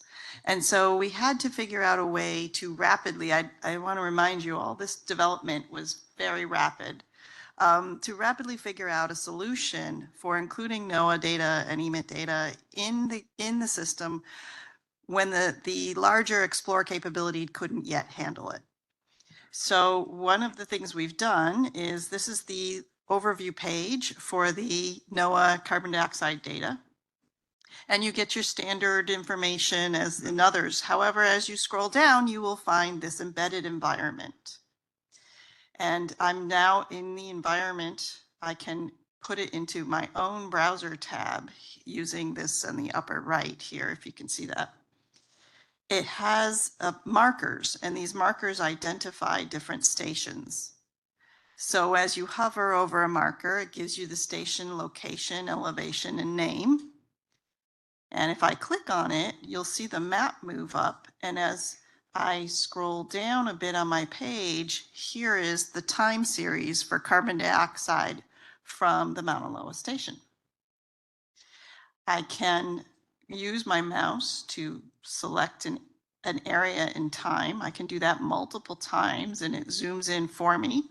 Another way to zoom in and out is to be on the plot itself and just use your scroll bar to go in and out. You can hover over any single dot. It will tell you the date, the time, and the CO2 concentration. So that would be how you'd look at the time series from the NOAA data. If you want to go to another spot, you just click another station.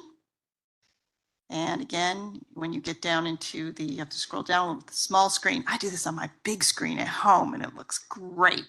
A little tiny laptop, you have to do a little maneuvering. And so again, you can use your scroll bar in and out, hover over any one value to check that out.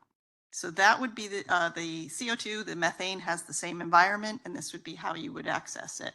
Again, if you want to open it up into a bigger window, you simply click open in a new tab. You now notice I've got another tab here, and you can see that I can go out into the larger map, but then when I click on any one station, up pops my time series. So that's the NOAA data. And it's the same for carbon dioxide as it is for methane. Next, I'm going to go back to the Explore environment to show you the air-sea CO2 flux echo-Darwin model data in the Explore environment. And part of the reason I want to do this is because there's, in particular, this type of data set. This is now an ocean data. So if you are looking at it in this way, it's a little hard to grasp.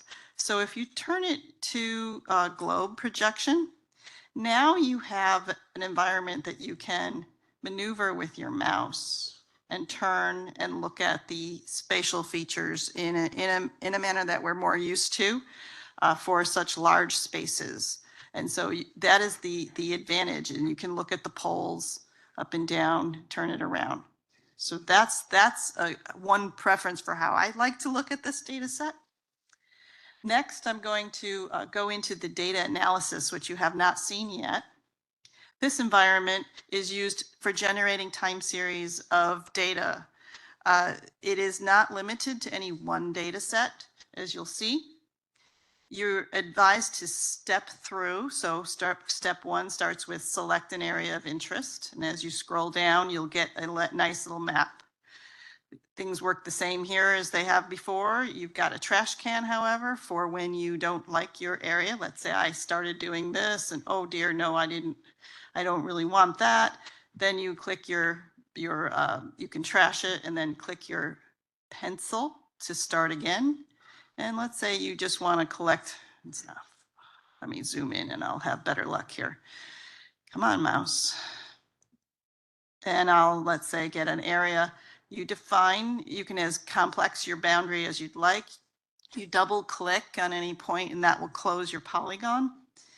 And then you would move down to down to the next step, which is to pick a date. By default, I'll just choose these for now. We do have a couple presets over here, last 10 years and the 2018 to 2022 time period. Then you'll see it says select data sets. Really, this is going to get changed. It really is data layers because, you know, some of these data sets have many layers and what you're seeing is the individual layers that you might want to plot. In the case of the air-sea CO2 flux, it only has one layer, and so we're going to select that one. And then also we have the methane emissions from the LPJ WSL model. That's monthly, so we select that. I want to note here that you do get a warning at the bottom that some data sets are going to be too large to use in this environment. So we have a little notice there about those two not being available. And then when you're done, you click Generate Analysis.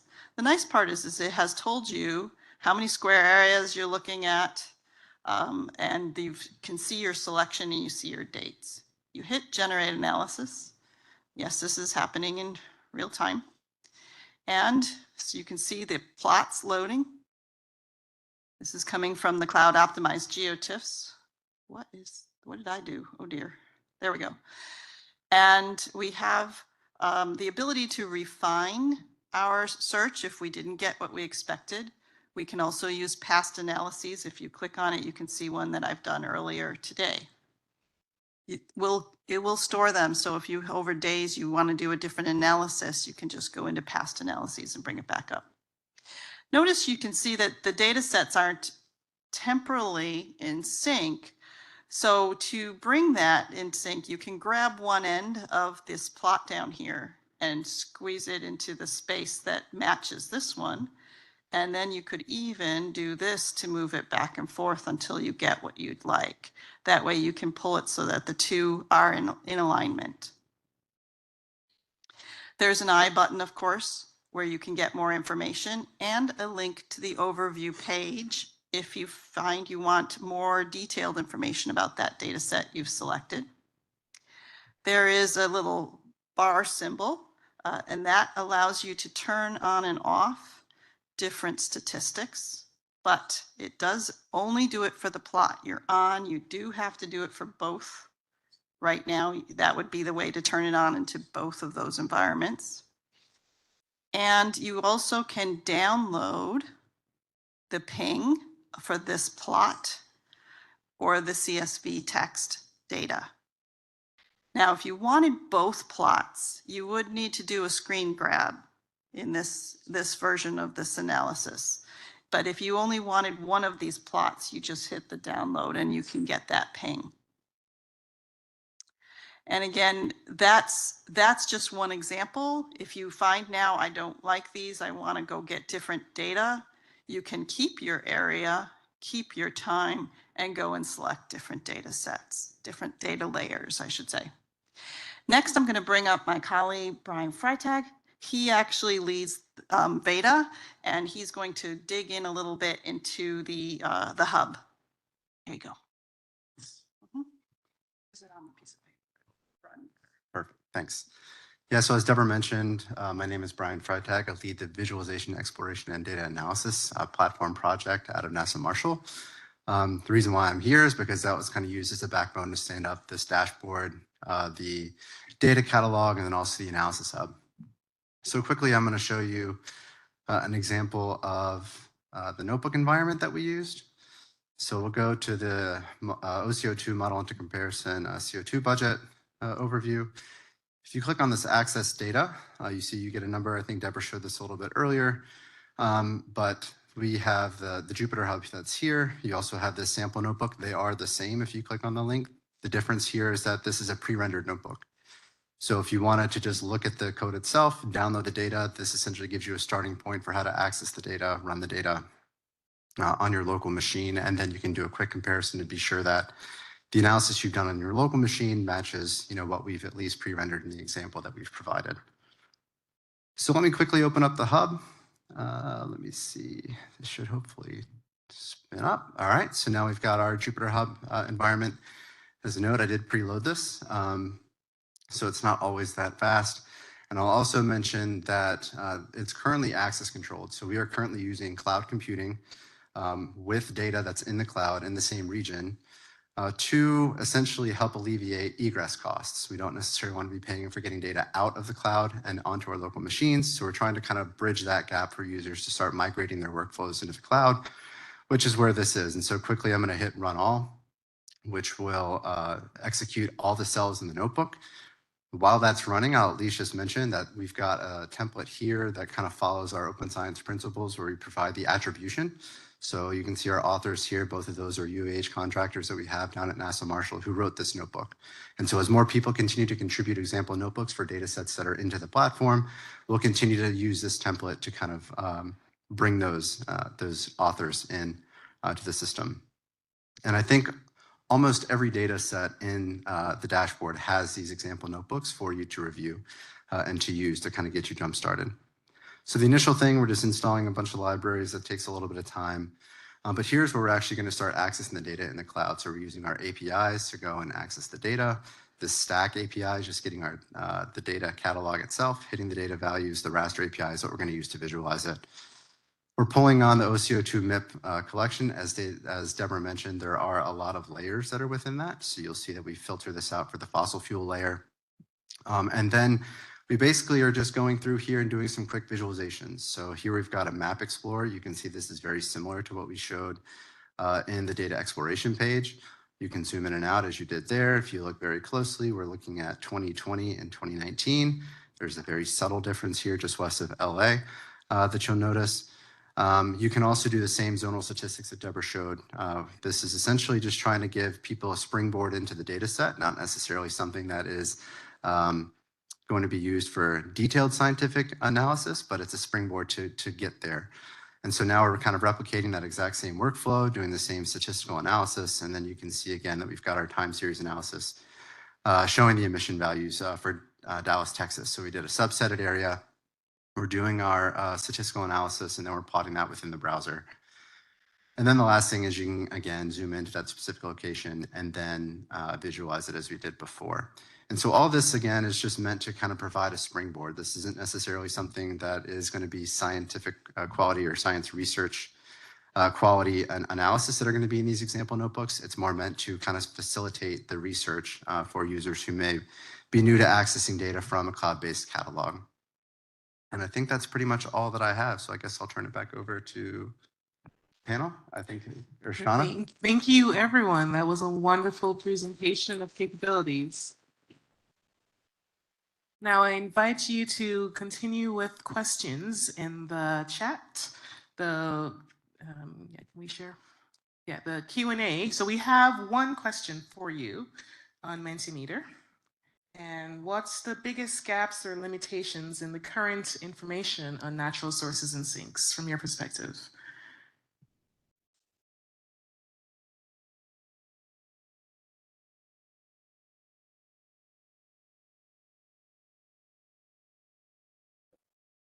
I could take a stab at this based on, and again, I'm from the EPA and work on our bottom-up inventory of land use emissions, are the emissions that are most relevant to this natural sources and sinks category.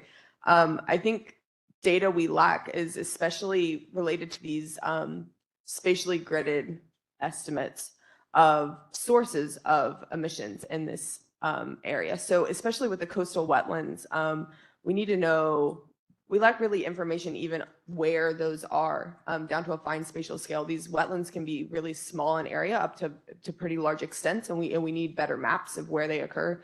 We also need better observations of emissions that are occurring, and acknowledging the spatial and temporal variability in those emissions. So we need emission observations across space and time.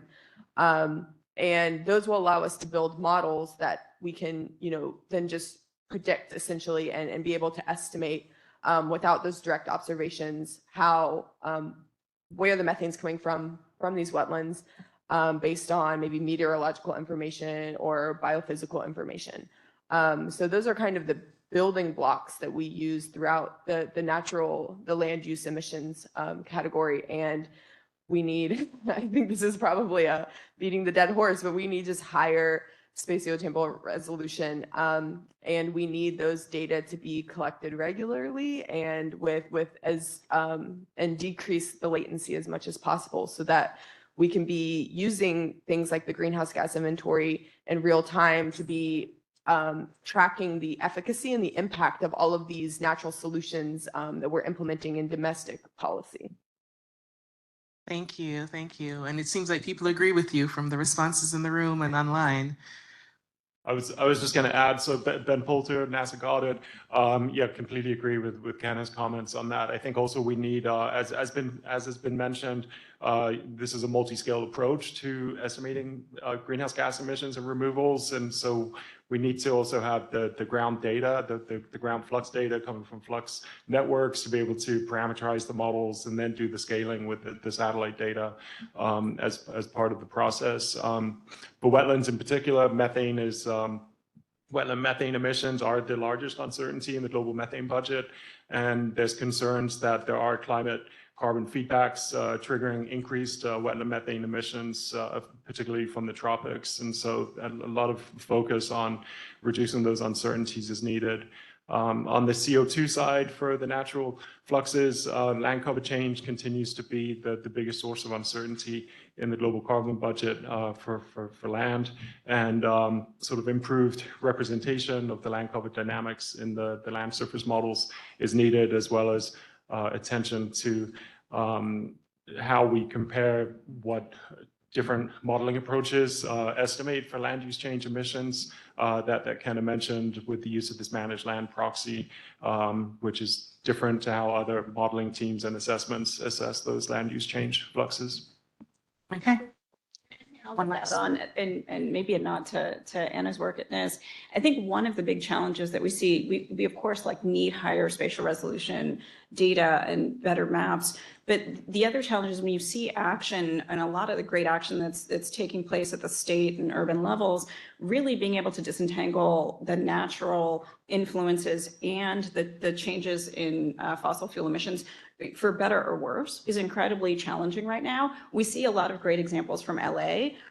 I don't want to throw any aspersions, but there's a lot of things that only work in LA because of the unique environment, unique geography. When you look at the work that NIST is doing in the DC Baltimore urban testbed, that's an incredibly challenging area. Smaller cities, less emissions, a lot more active biosphere. And I think really being able to get down to that fine spatiotemporal resolution, particularly in some of these areas that we know are changing for a variety of reasons, whether they're natural, climate driven, or because of actions, that's, to me, one of the big gaps and the motivations for a lot of the work we're doing.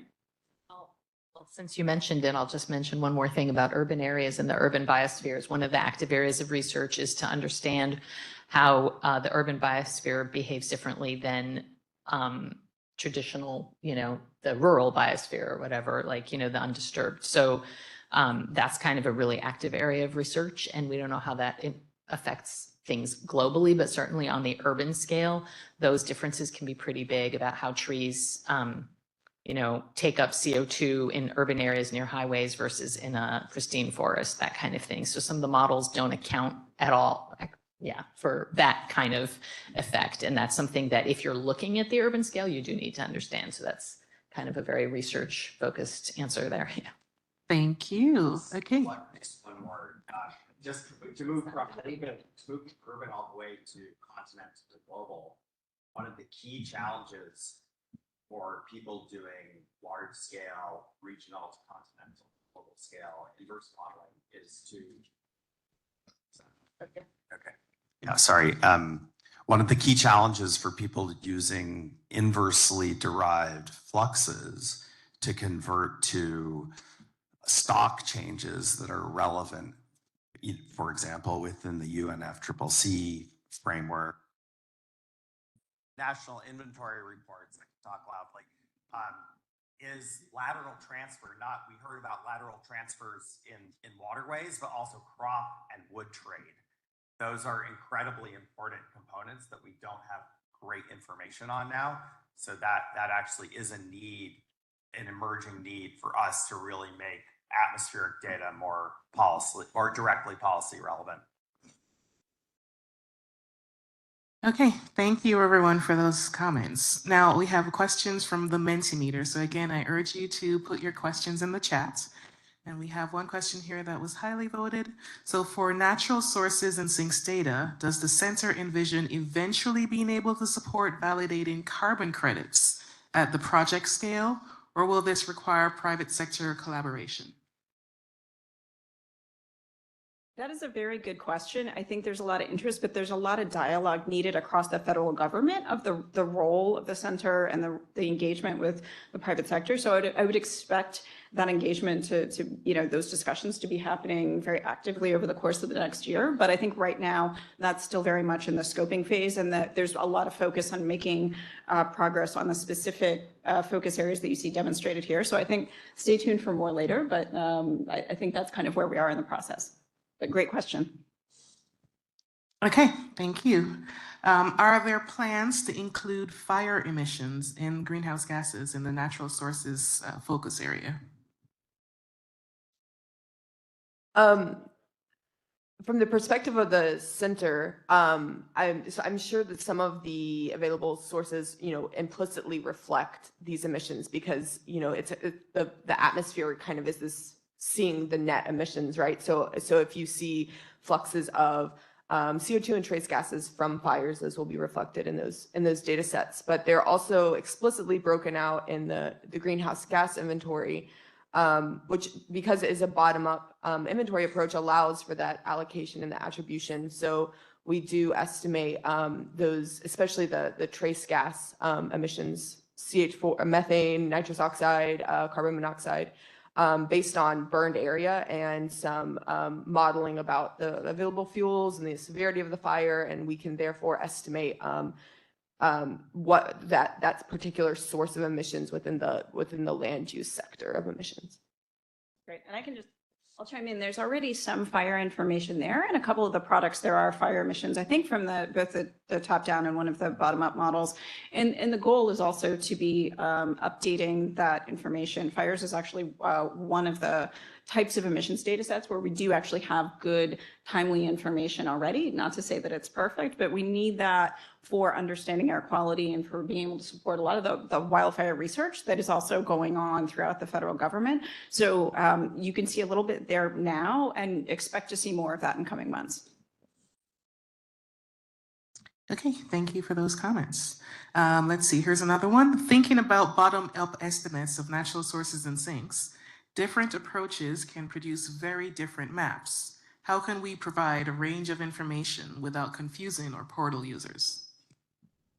Do you want to take that, Ben, or do you want me to? Well, I can take a start. I mean, yeah, that's a great question, and I think in the last 2 or 3 years that there's been a lot of research activity that's been focused at reconciling the top down, the bottom up, and the inventory approaches.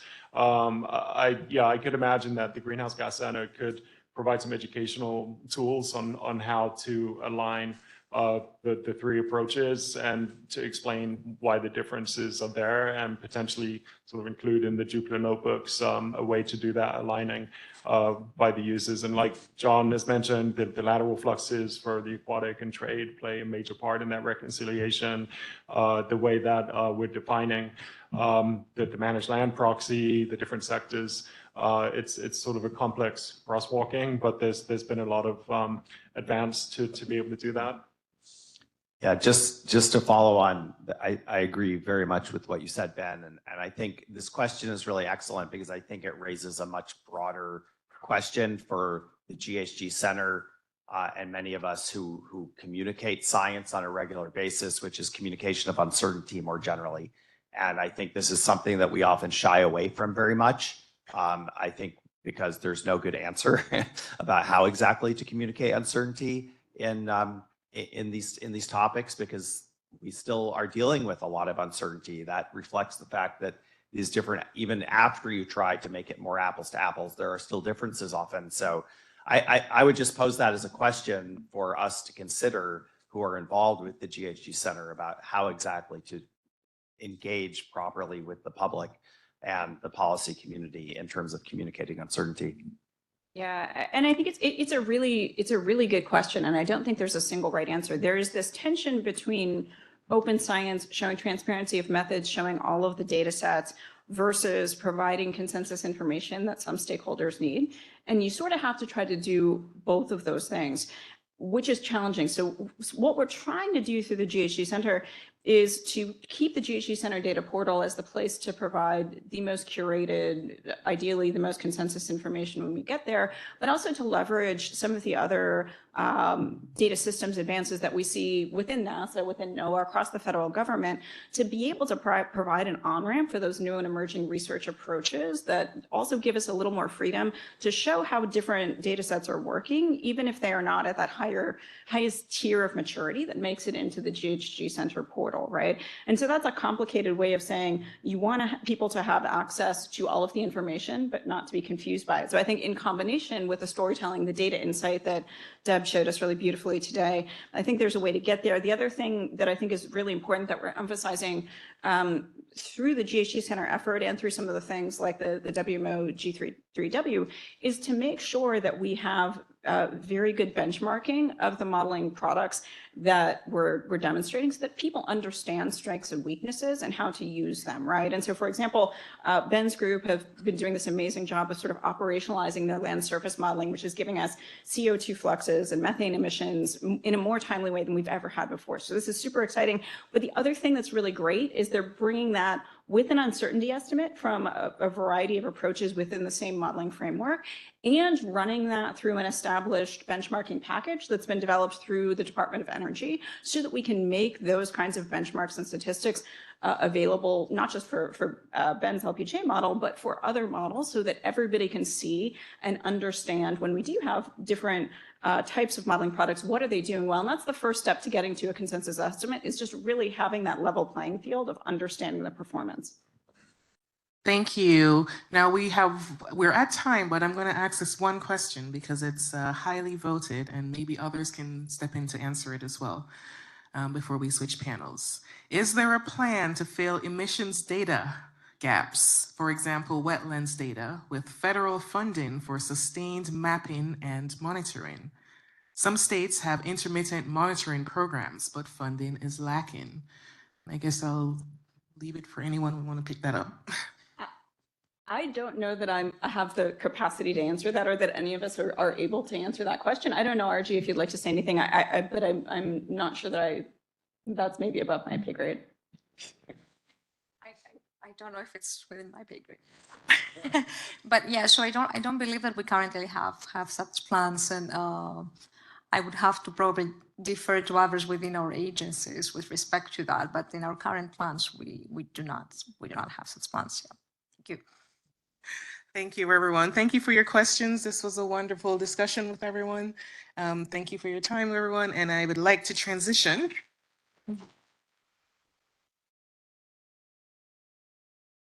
to our third panel. Now, our third topic is looking at the new observations for tracking large emission events. So I'd like to bring our panelists up and get their presentations going. Thank you.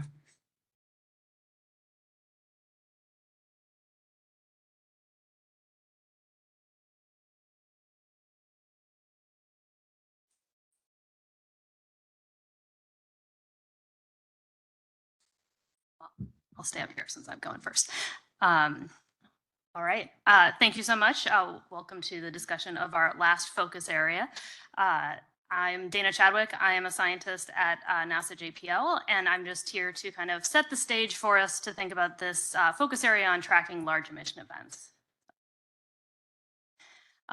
So just to kind of give an overview, we're going to kind of give some background, and we're going to highlight the use case associated with this, which is the EPA's greenhouse gas inventory, and how we might be starting to integrate some of these measurements into that, and then talk a lot about the data that are available so far on the greenhouse gas portal and where we're hoping to go from here. So, all right. Thanks. So in recent years, large emission events have been increasingly identified by both satellite, airborne, and ground-based measurements. And so this focus area is really associated with focus area 1 as far as kind of anthropogenic-based emissions, but is really kind of concentrated on these large emission events that can occur for a variety of different reasons. And this focus area currently includes one case study, which is focused around the US greenhouse gas inventory, but is kind of continuing to consider other potential case studies in the future. So. And just to foreshadow what I think Deb is going to show you, this is the kind of landing page for currently the data story associated with covering large methane emission events. And so these data right now are being, the data that are being highlighted right now are from the EMIT mission. And so that's what you're seeing here, if you want to go ahead. And there's been a lot of interest in these data of late, and there's kind of a large and increasing number of users that have been focused on thinking about both airborne and spaceborne data sets. So thinking about national inventories, there's been international efforts local monitoring and then operator self-monitoring. And these aren't necessarily things that are being done currently with the Greenhouse Gas Center, but these are groups that have been using these types of data for a variety of different purposes over the years that we're interested in kind of continuing to support through Greenhouse Gas Center activities. And so there's kind of two things that we can often think about using these types of data for. And one of them is to answer the question, is there a large methane enhancement event at this particular location at the time of observation? And then there's another one, which is thinking more about how much methane has actually been emitted, either kind of at a moment in time or over the course of a leak event. And so there's different kind of information that we need to answer these two types of questions. If you want to go ahead. And so these can help people answer different types of things. So, and different types of actions can be taken. So the first question here can allow for mitigation in some cases. So operators can send technicians out into the field after an observation has been made to respond to those. There's a lot of potential where agencies can be using these data to do ground-based assessments. And then for the kind of other example, we're thinking more about how much methane has been emitted from a location. That's more along the line of inventories that Melissa's going to speak to in a moment. So go ahead. And so I just wanted to kind of set the stage for where we are currently with the Greenhouse Gas Center. So we are here where we are, ingesting emit data and being able to highlight locations where there are large methane enhancements at given points in time when emit is observing.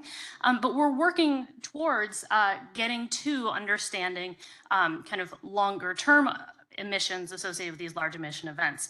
And that's what's been really great about being able to collaborate with my colleagues here, and that we're continuing to work on trying to best understand how to incorporate these data in a way that gets us to these kind of understandings that'll be more useful for folks like the EPA. So I'm going to now turn it over to Dr. Melissa Weiss, who's going to speak about the U.S. Greenhouse Gas Inventory.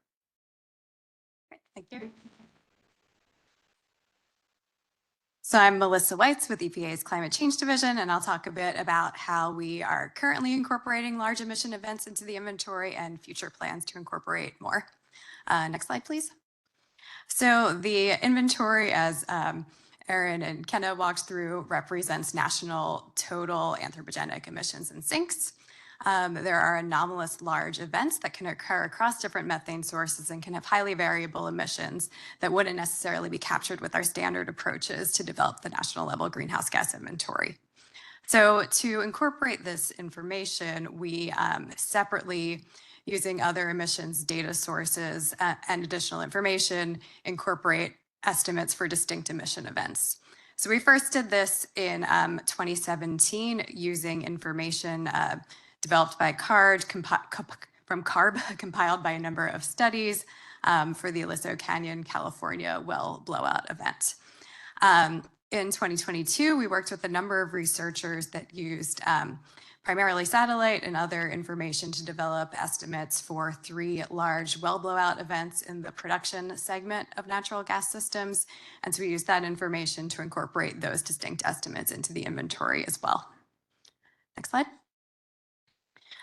So there are a number of challenges to incorporating this information. So we know that there are many large events out there. A lot have been identified, but only few have been quantified in research efforts and incorporated into the inventory. So what we are looking for is a sustained effort to quantify large events. And noting that the inventory is a time series that starts from 1990, and we try to update the inventory every year with improved information. And so we are interested in information all the way back to 1990 and moving forward as well.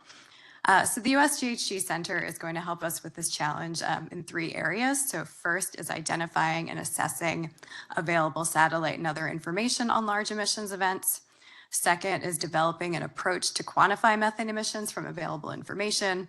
And then third, systematically calculating the event-specific emissions estimates that we can incorporate them into the greenhouse gas inventory. I think that concludes the overview of that use case within this focus area. I will turn it back to Dana, or to Andrew.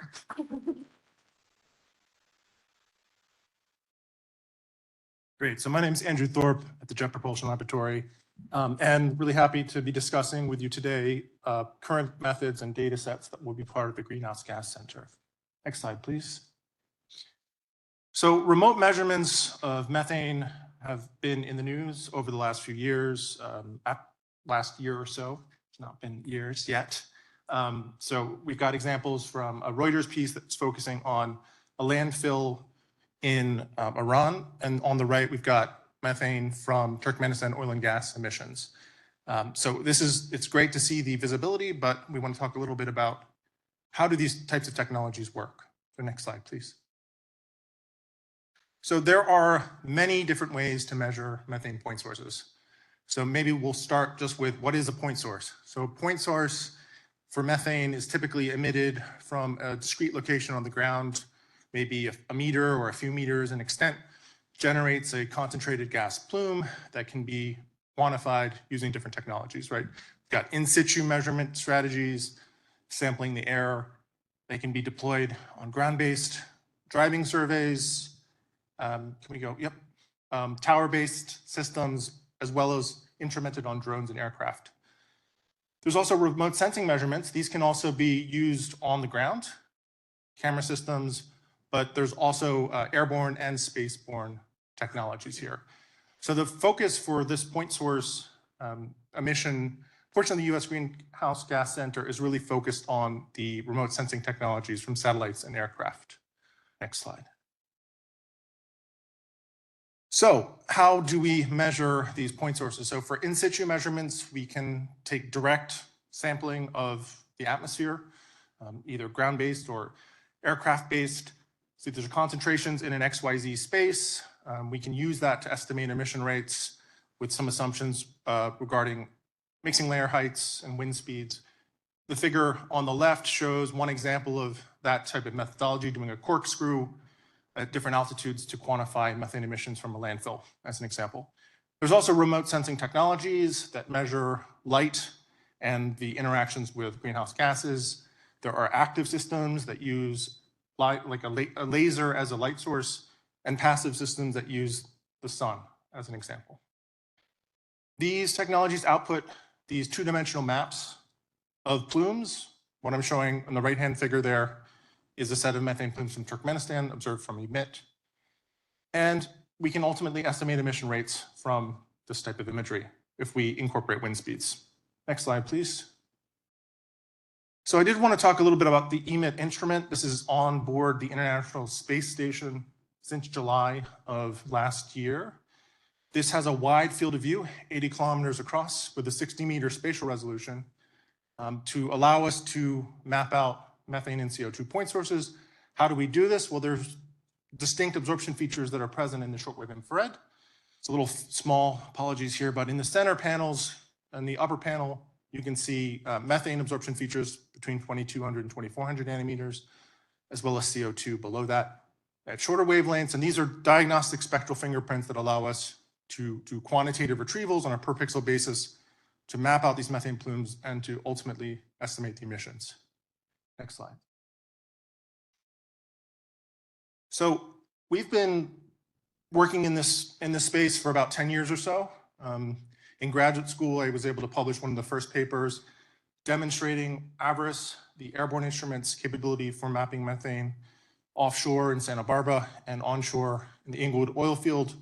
I did want to make a special thanks to Jack Kay at NASA for his support of these early airborne campaigns.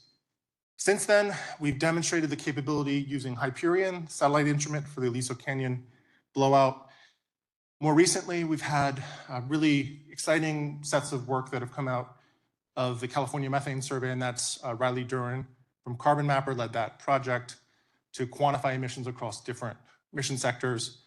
More recently, we've had a paper that just published in the last 2 weeks for EMIT for methane and CO2 observations and the ability to pinpoint by sector across 2 gas species, methane and CO2. And then finally, we're starting to use AVERIS-3, which is an airborne instrument for methane and CO2 mapping in the Western United States. So given this track record, we've been able to leverage all of these algorithms and methodologies to sort of hit the ground running with the Greenhouse Gas Center. Next slide. So let me talk a little bit about our current and future data products. So apologies, there's a lot of information here. Hopefully you can read it. I guess you can. If we focus on the flow chart on the left, that's our data processing from raw radiance down to calibrated orthocorrected radiances through to methane enhancement maps and delineated methane plumes. We are making all of this data available. These are available through the land processing DAC. So if anyone wants to replicate our results, they can do so. We also have open science repositories for all of the code that is used in our data processing. The methane plume imagery that we're showing here, these two examples, are being made available through the LPDAC and will be incorporated in the US Greenhouse Gas Center when it launches. Currently, we're focusing on methane plumes, making them available. But going forward, there'll be more offerings. We will be including CO2 plumes, emission rates for methane and CO2 with uncertainties, additional data products that we will define by working with our partner agencies, like folks like Melissa from EPA and others, figure out exactly what they need and if we can accommodate them.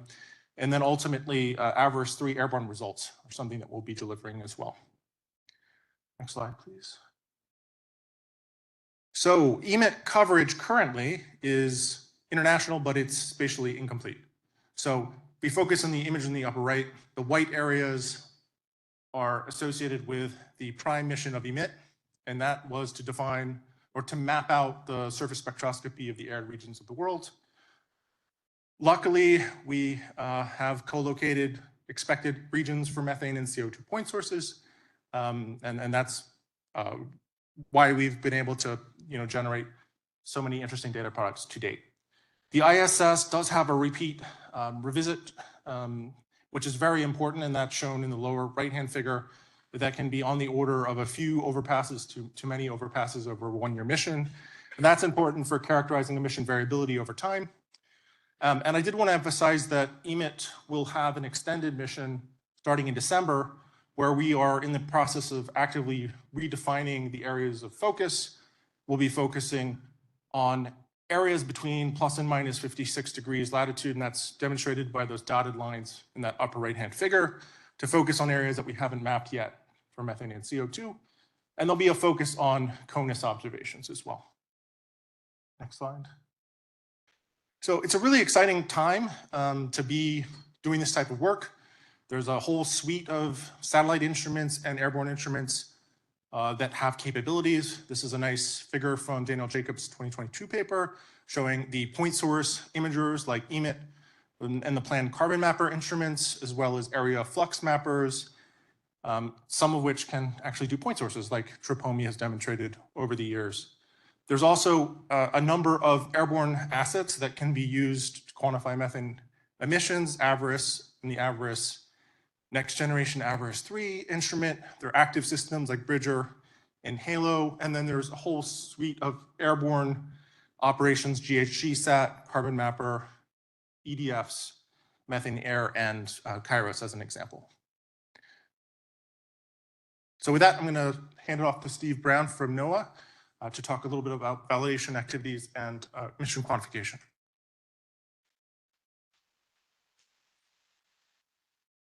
Okay, thanks, Andrew. So as Andrew said, I'm Steve Brown. I'm here from the NOAA Chemical Sciences Laboratory in Colorado. And I'm going to talk about the role of these in situ measurements and how they relate to some of the other things we've seen in this workshop so far today. So the real advantage to in situ measurements, and in particular airborne in situ measurements, is that they provide this very nice quantitative method for measuring emissions.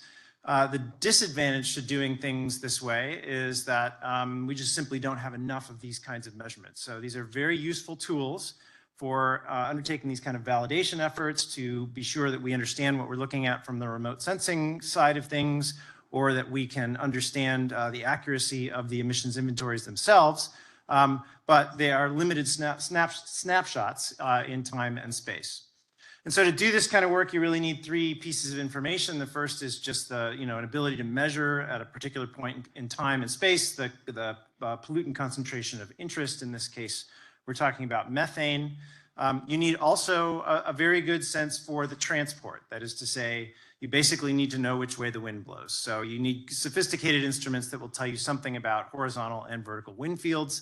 And then the last thing you need is as much information as you can get about all of the pollutants that are related to the pollutant of interest. Again, in this case, we're talking about methane.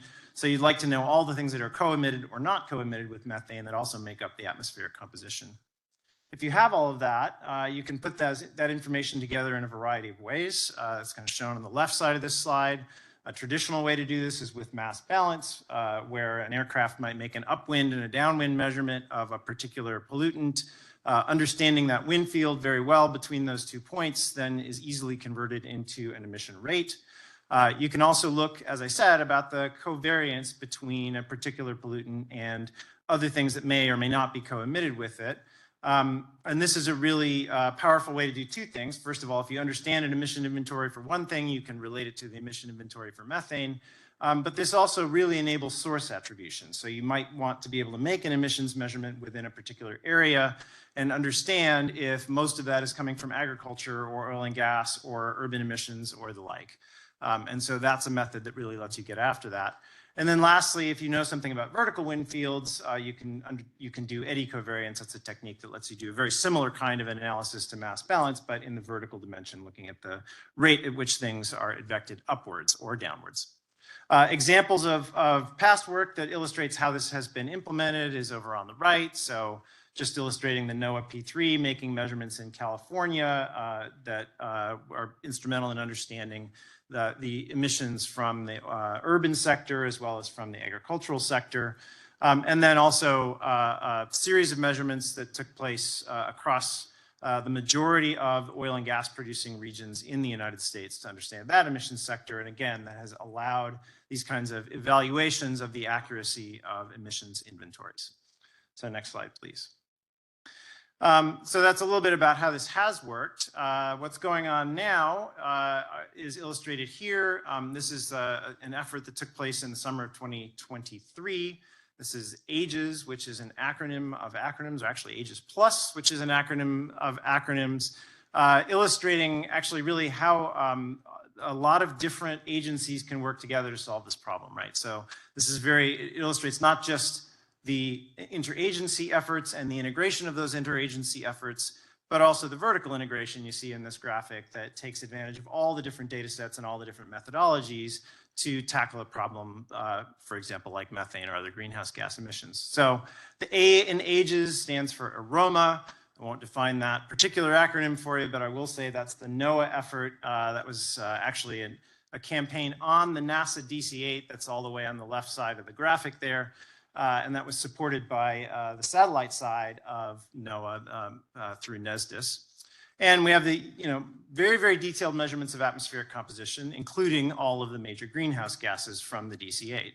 NASA brought to the table the S in AGES, which was stacks. And in that case, they had a couple of high-flying aircraft, and those had remote sensing instruments that could then, in a coordinated way with the DC-8, provide these maps that would then work together with these in situ measurements to understand emissions and atmospheric composition.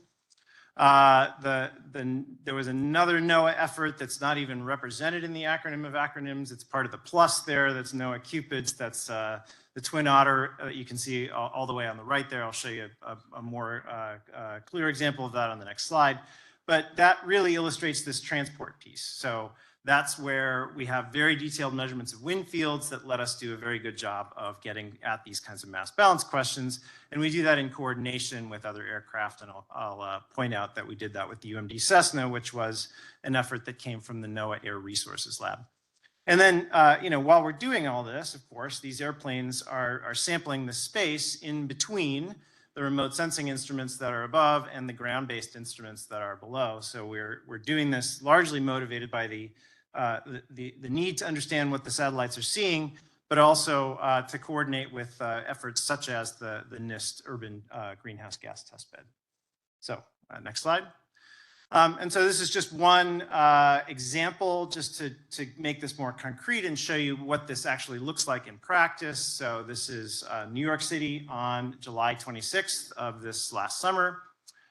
So the top plot there, or the top graphic, shows you that NASA STACKS effort. That's the G3, making a raster pattern over New York City, and that has this HALO instrument. That's a LiDAR instrument that can measure the column and boundary layer methane. So you see where all the hotspots are as that G3 flies over New York City. The DC-8 in the lower left there is flying in the boundary layer. You can't see all the data because there are a bunch of different aircraft tracks that are actually stacked on top of each other. But that's making that lower atmospheric methane distribution measurement. The Twin Otter sees the methane somewhat differently. You can see differences in those two maps, and that's because those two aircraft are flying at different altitudes. And one of the things that Twin Otter is doing is giving us that transport piece to really try to understand those emissions. And then the last thing is this greenhouse gas urban testbed system from NIST. Very powerful new technology being developed there with these dual comb spectrometers from my colleague Kevin Cassell, who also works with me in Boulder to produce these ground-based measurements. So that's what I have. I will turn it back over to Dana, I think, to finish us up. Thanks.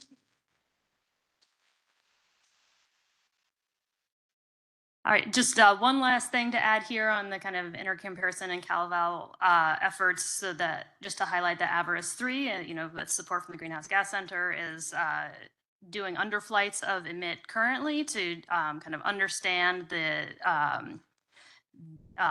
capabilities of EMIT, and then we're also doing controlled gas release experiments with some folks at UC Riverside to learn more about the minimum detection limit of AVARIS 3, as it is a new instrument. And so we'll be continuing to kind of develop that understanding, as well as be contributing those data sets to the U.S. Greenhouse Gas Center, which we're looking forward to. So with that, I think we basically just wanted to highlight that there's more to do to answer these types of questions, but there's a lot of mitigation that can be done today with the information that we do have, and we're really looking forward to engaging with all of you. So thank you so much. And Deborah's going to come up and give us an overview of what you can see there today. Thank you, Dana. Okay. Share again.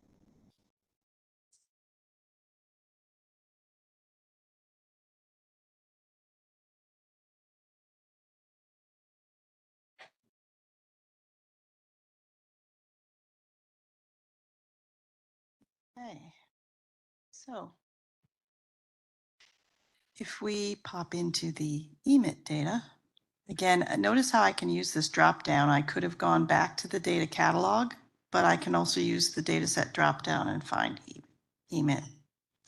We're on the landing page. And again, you notice, like with NOAA, there's no explore button here, right? And that's because, again, these plumes are more like point type sources. They're not gridded. They're gridded within the plume, but not overall. So it doesn't work as well in the explore environment.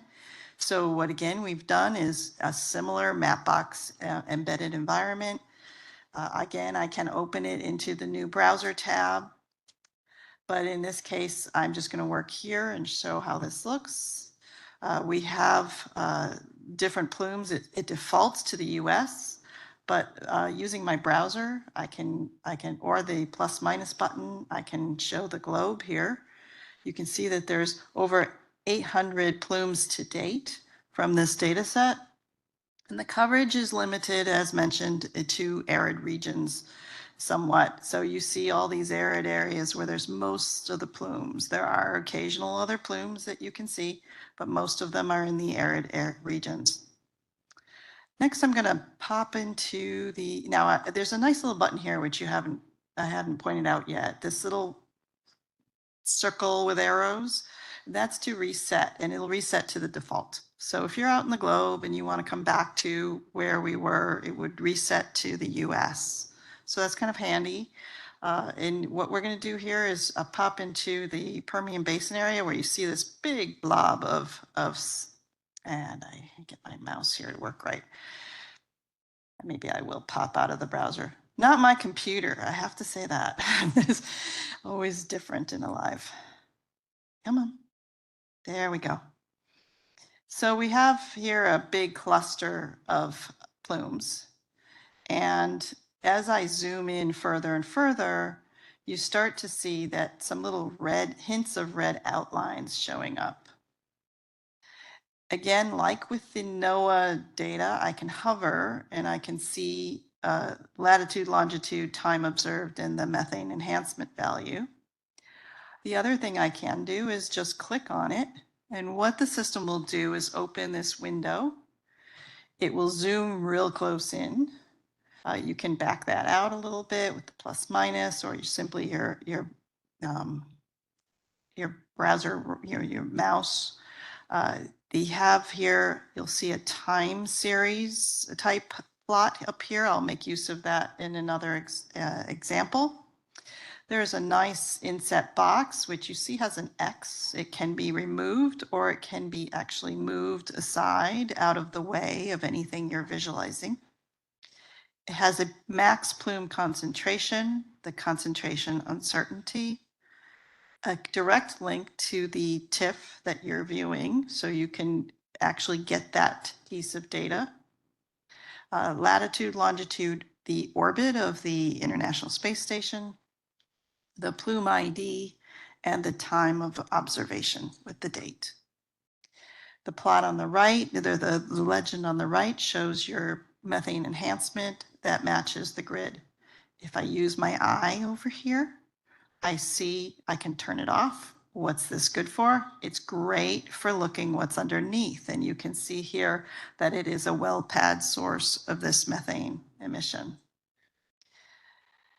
And you can see the full area by just scrolling out to get the size of this. Notice it has kind of two areas here. If you, again, turn the eye off to turn it off, there's more well pads up here, and some of those could be even coming from that. So there's a lot of things you can do to kind of zoom in and look at the what's underneath and what could be causing that methane emission. Now, if we go to another region of the globe, we're going to take a look over here in the Middle East. And I'm going to close that, make it go a little faster.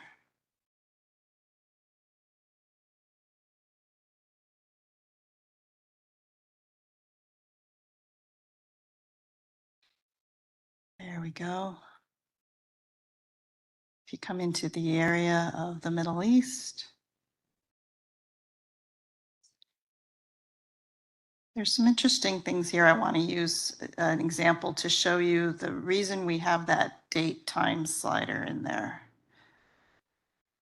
If I click in here, notice suddenly I've got a whole lot. I'm going to close this out for a moment. I've got a whole lot of polygons, right? And so you're curious as to which polygon am I looking at? You can always know the one that the box came up that matched, that I closed that box out. That is from this polygon here because the enhancement is being visualized. There's quite a few here, so what can I do to understand what's going on? Well, I'm looking in the August 2022 timeframe to October 2023, so it's a long period of time. If I start moving this scroll bar, you'll start to see some of these polygons disappear. Okay, so this gives us the opportunity to identify what occurred when in that time frame. And if I wanted to isolate this particularly very large plume, I can then narrow down, select it. Again, it zooms in, but it gives me the detailed information I want to see. I can move this box completely out of the way. I can turn on and off the layer.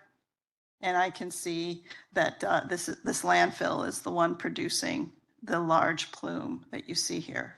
And the extent of that plume is quite significant.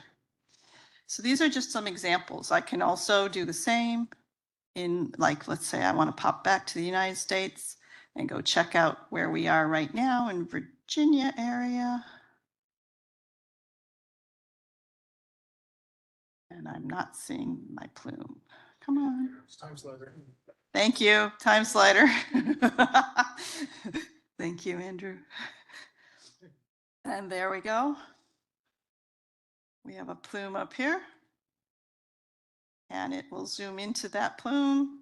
Again, you can move your box out of the way, turn on and off your plume so you can see what that is. And I forgot, some compressor station, is that it? I think that's what you told me. So I don't recognize compressor stations from satellite, but good to know. So that's one way in which you can look at the emit data here. There's over 800 plumes to choose from. Have fun. There's a lot to choose from, to play with. And I think that concludes. Now, one thing I did want to mention is that this afternoon after the lunch, both Brian and myself will be here. We can give more one-on-one demos if you'd like. Also, there's some capability with GIS that has not been demonstrated today for the sake of time. Brian is able to do that. So if you're interested, we can do some more demonstrations after the lunch. Thank you. Thank you so much, Deb. Thank you, everyone. Now I'll encourage you to put your questions in the Mentimeter. We have one already that was voted up, so I'll start with that one for. Oh, right, I forget. We have a poll question for you. So this is a question for the audience. So please go in Mentimeter and check out our question for you here, which is, how interested are you in these types of information about point source emissions?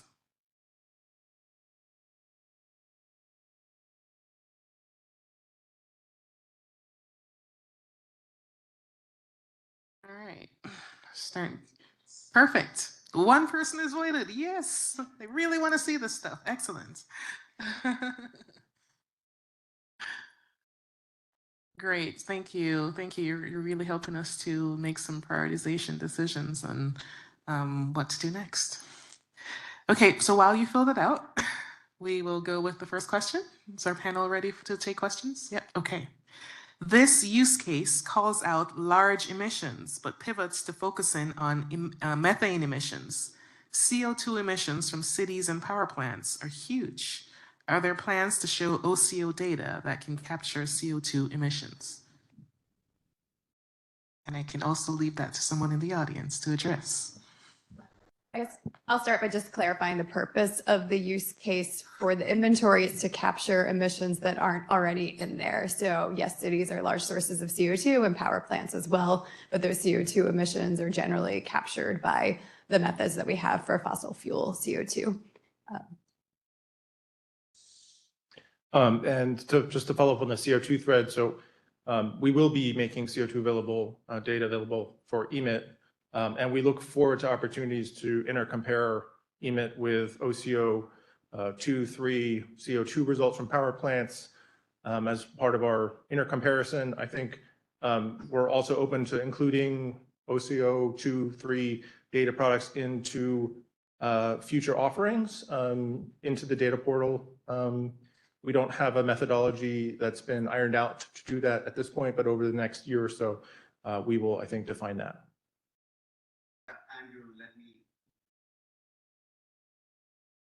Andrew, let me just add on to that. So this is Abhishek Chatterjee from NASA JPL.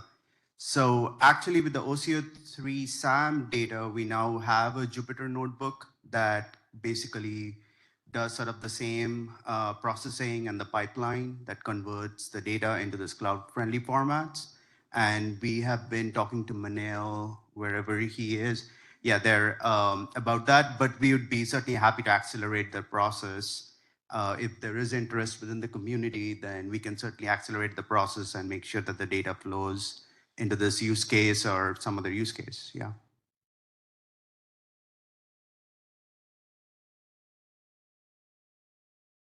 Okay, thank you. If there are no more questions or no more comments related to that. Okay, another question. How can we ensure equitable monitoring of point source methane emissions from oil, gas, ag, given that space-based detections work best for countries with low cloud cover and high sunlight year-round?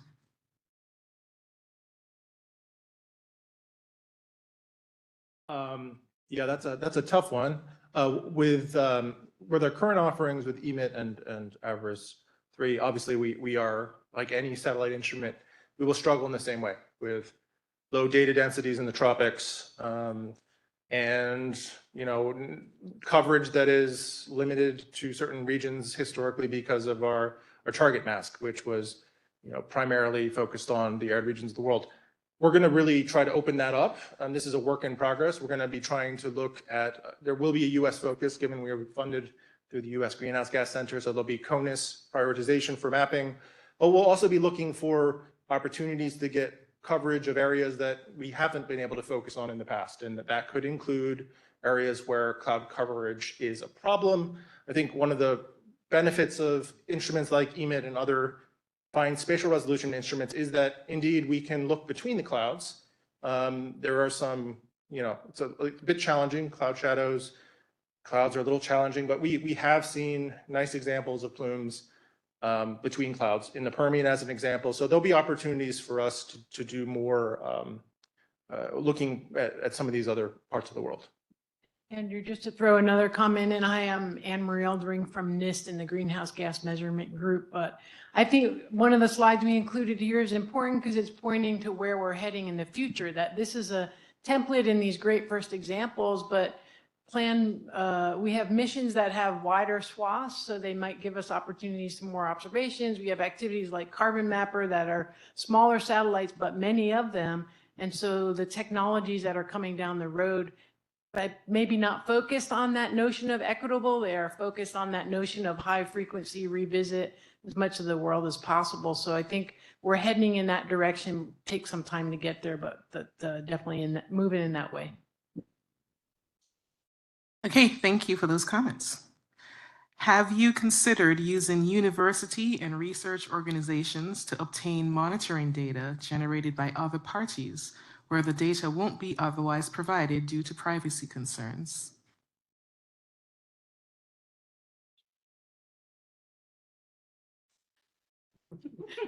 Maybe I'll invite my colleague to respond to that one related to open data.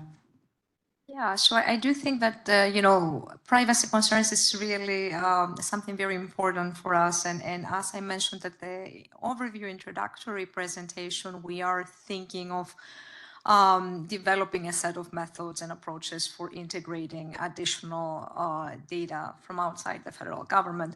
For the time being, we have been focusing on really fleshing out these initial focus areas, working across these 4 initial implementing partners. And so within the next year, we will be both enhancing our engagement and then developing the right level of processes and criteria for integrating information from other entities, including universities, including private sector.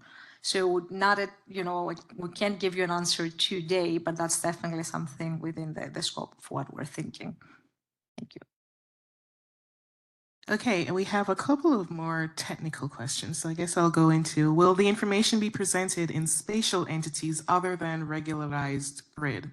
Polygons, cities, counties, etc.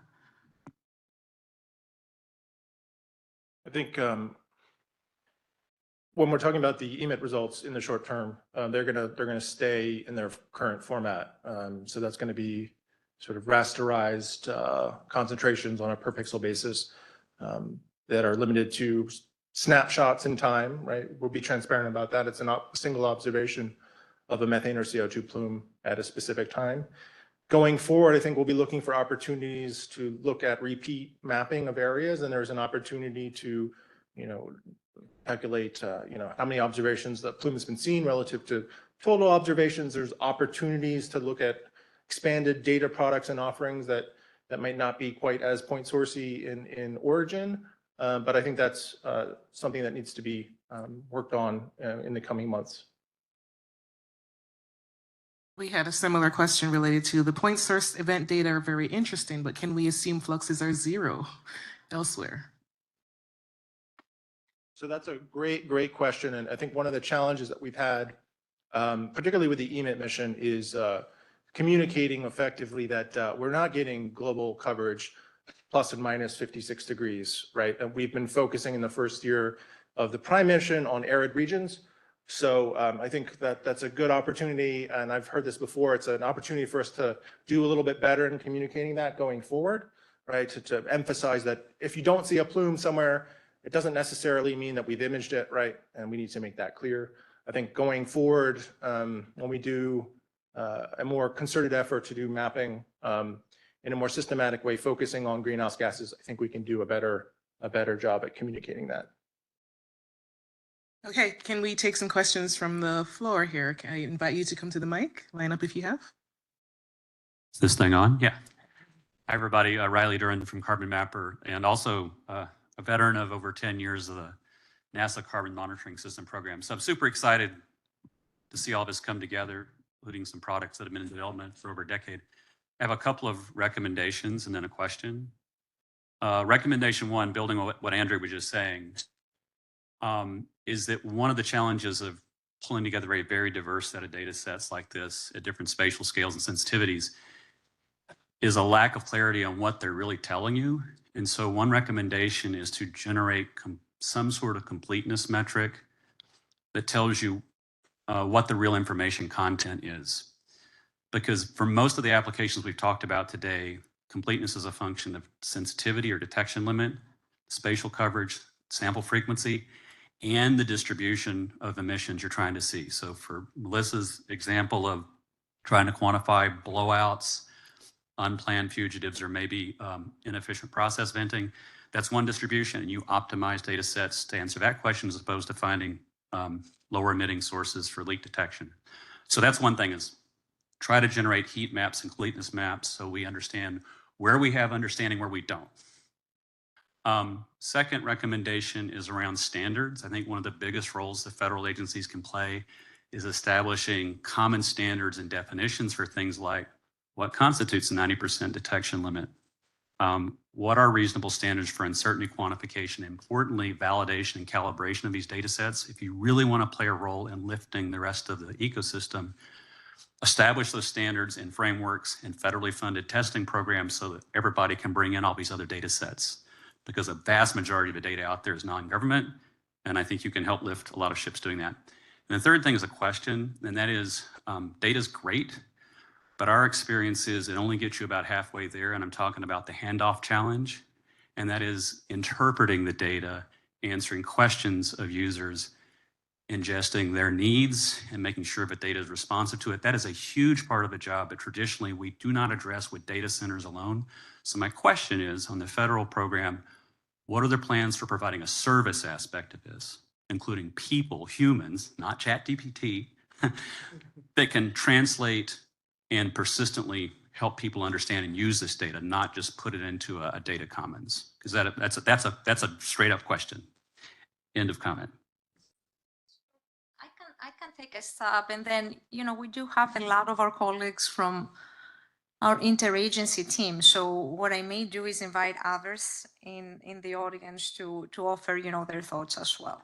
I realize I should have probably done that with some of the other questions, but some of you could have jumped in anyway. So please do now. So yes, so we do, we have discussed the possibility of having some sort of help desk. We're not there today, but we have been thinking about opportunities to providing, and so we will be using actually our stakeholder engagement and efforts to define maybe some of the requirements for something like that. So what would that look like in terms of providing support, both in terms of using some of the capabilities and products from the center, but then also helping with the interpretation part that you mentioned, Riley. And so that's just one aspect that we have been considering, and we're not there today, but it is part of, what we would like to do as part of an offering of the Greenhouse Gas Center. In the Focus Area 2 presentation, you saw some of the things around developing the workforce through summer schools or potentially trainings that are really bi-directional, maybe involve some of the users actually being part of the trainings as trainees, trainers themselves training others. And so we have been thinking about ways to do that and to really help both develop the workforce and also engage different types of stakeholders and users in knowledge transfer. There are additional, activities that we have been considering, and so this is definitely, but in terms of the service itself, this is again we are in the prototype phase. And so we do want to move to a phase where this becomes a sustained use system.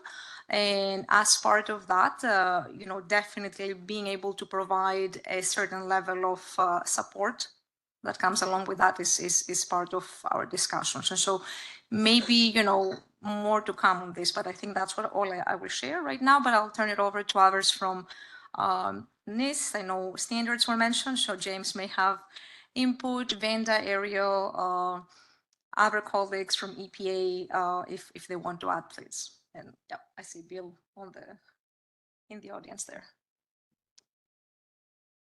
I think just from a NIST comment, yeah, I think you're right, Riley, that the handoff, right, that's why we're excited to be part of the stakeholder forum. And I think I also look to Shauna to help try to, first of all, get us in better communication with potential end users of this data, understand what they require, and then we try to fill that gap. And as you mentioned, better definitions and more clarity on what the information is that we're preparing is something that's important. So and James had mentioned, I think the NIST model is trying to work with private sector and the government to understand needs, build consensus, and articulate information. It's not quite that handoff I think you're talking about, Riley, but we definitely have awareness that we need to not think we know what everybody requires, but actually talk to those end users and then work as a community to get the information packaged in a way that is useful to them.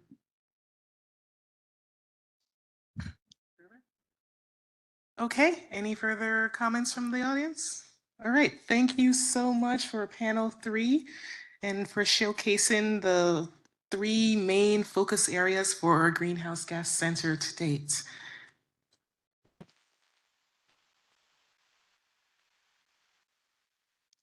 So I wanted to just point your attention to the screen. We do have some QR codes. The first one is for a user focus group, so you can sign up for additional engagements, learn more. We will be having a lot of more discussions, webinars and such related to each of the 3 areas. That's one way we plan to communicate with you and get feedback, portal updates. You heard from Archie's presentation, we plan to do there.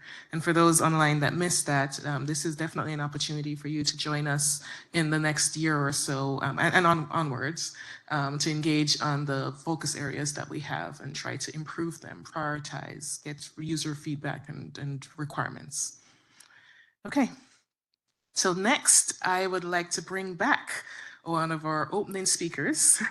I'd like to bring Grace Hugh, Dr. Whetstone and Ariel Stein up to sit and I would like to, yes. And I will turn it over to Grace to give a presentation on the National Strategy to Advance the Integrated U.S. Greenhouse Gas Measurement, Monitoring, and Information System, which is really a showcase into where the center can go next. Thank you. Thanks, Shanna. Okay, good afternoon. We're on the last part of the session. So I'm excited to tell you about the strategy that our interagency working group has been working on. And caveat, it hasn't been released yet. It's coming out tomorrow around lunchtime. Office of Management and Budget, Climate Policy Office, and Office of Science and Technology Policy, they'll be releasing the strategy on behalf of the interagency working group, and there'll be a press release out sometime lunch tomorrow with the link. And then I have Ken, are you coming up too for Q&A? Y'all gotta help me answer the hard questions here, right? You're the technical people. Okay, next slide. So some key points. So as you heard today, a lot of the capabilities for greenhouse gas measurement monitoring information already exist. We're trying to capitalize on an opportunity space to enhance coordination and integration of these capabilities. And so what has happened is we've spent the past year with this interagency working group developing a national strategy to enhance coordination of federal and non-federal efforts to provide trusted, transparent, and accurate data. Some of the questions that the audience has asked today, you've gotten answers from the Greenhouse Gas Center saying, oh, this is not really our purview, or we're not gotten there yet. Some of those topics are intended to be addressed in this broader strategy. And so this Greenhouse Gas Center is a part of the strategy, but the strategy is also broader and includes some longer term efforts to improve our capabilities. Okay, next slide. So what I'm going to do is we have about a 20-minute slot. We're going to do a very quick overview of about 10 minutes and then open it up to Q&A. So the opportunity exists to enhance greenhouse gas information, to take advantage of the areas where scientific and technological advances are moving quickly and leverage current and upcoming observing systems. So, you know, we're OMB, so we're the money people, right? I mean, we've literally invested millions of dollars at the science agencies to come up with some of these capabilities, and we want to make sure we're taking advantage of those capabilities. We also know that there's a rapidly increasing demand from users for trusted information, and what we want to do is really supercharge coordination efforts to accelerate efforts to enhance greenhouse gas information. Next slide. So what is this strategy? It's going to be about a 70-page report that outlines a vision, a concept, and near-term efforts to support a national greenhouse gas measurement, monitoring, and information system. It's going to include cross-cutting objectives and principles that we hope will guide our collective U.S. government, commercial, philanthropic, and science community efforts. We are proposing some demonstration areas and practical actions to improve greenhouse gas information in the near term. And of course, thanks, some of you met today, I know responded to our request for information. Thank you for doing that. It's informed by 2 RFIs and meetings with external stakeholders and experts. Here's what the strategy is not. It's not a detailed implementation plan. I mean, we already got 70 pages. And as you know, on any of these topics, people could have written a whole treatise on any one of these topics. So not a super detailed implementation plan, but a framework to guide our collective efforts together. It's also not a pie in the sky, one day maybe proposal. So there's a practicality inserted into it. So yes, there's a vision, there's objectives, but we are, like the Greenhouse Gas Center, taking a phased, iterative approach. Again, we didn't want to spend 2 years drawing paper plans and then do something. Next slide. So we have a vision. One of the RFI themes was like, what is your vision for this? What are you actually trying to do? Is this a research effort? What is it? So, you know, this greenhouse gas, this GMIS that we're developing will quantify greenhouse gas emissions and removals to support public and private sector climate efforts in the U.S. at local, state, tribal, and national levels. So there's a practical aspect of it. The GMIS will be based on scientifically validated methods with sufficient granularity and space and time, and we'll be working on dissemination of trusted, reliable, transparent, and accurate data. Now you can see the focus is on U.S. climate efforts, but we want to note it is very much extensible to international efforts. And a lot of the agencies in our group and people in our group, they are at the forum, the WMO, Greenhouse Gas Watch, I guess they are involved with those efforts on an international level. So there is a connection, but the initial effort is to support climate efforts in the U.S. Next. So we have some cross-cutting objectives in the strategy, and then we have more detailed sector efforts. And under each of these objectives, you're going to see supporting tasks. So none of these are mind-blowing, but what we want to do is explicitly say, okay, here's what we're going to move towards. Objective 3 is a key theme that you've heard today, which is coordinating, reconciling the use of atmospheric and activity-based approaches, the top-down and the bottom-up, to eventually move toward convergence of estimates and to improve confidence in our estimates. There's also a focus on increasing latency, completeness, interoperability, and accessibility of data. There's been a lot of questions today on resolution and frequency of data. I think a lot of those things will be informed by the user groups, because we want to be responsive to user needs. And again, OMB being the money, we want to effectively use our resources. And so we got to focus on areas where we can make the greatest impact. And lastly, another theme from the RFI and that Riley brought up, standards, validation, calibration efforts. And so there's also some content in the strategy on that. Okay, next slide.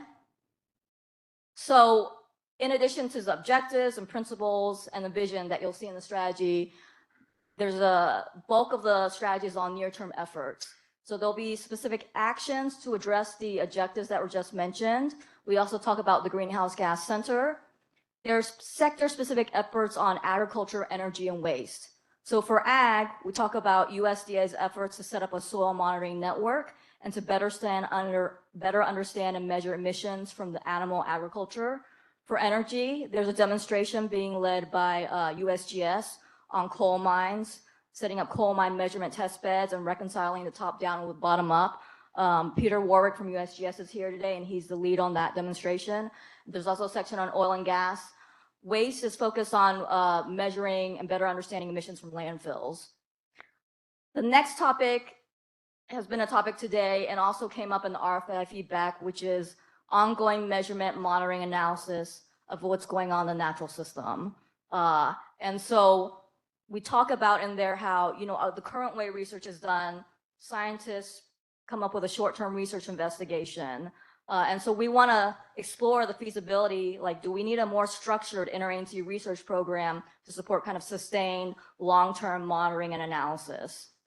And then last but not least is this urban scale prototype that will implement some of these objectives and themes in a smaller scale, which will inform lessons learned for ramping up. And for that, I'm going to turn it over to Dr.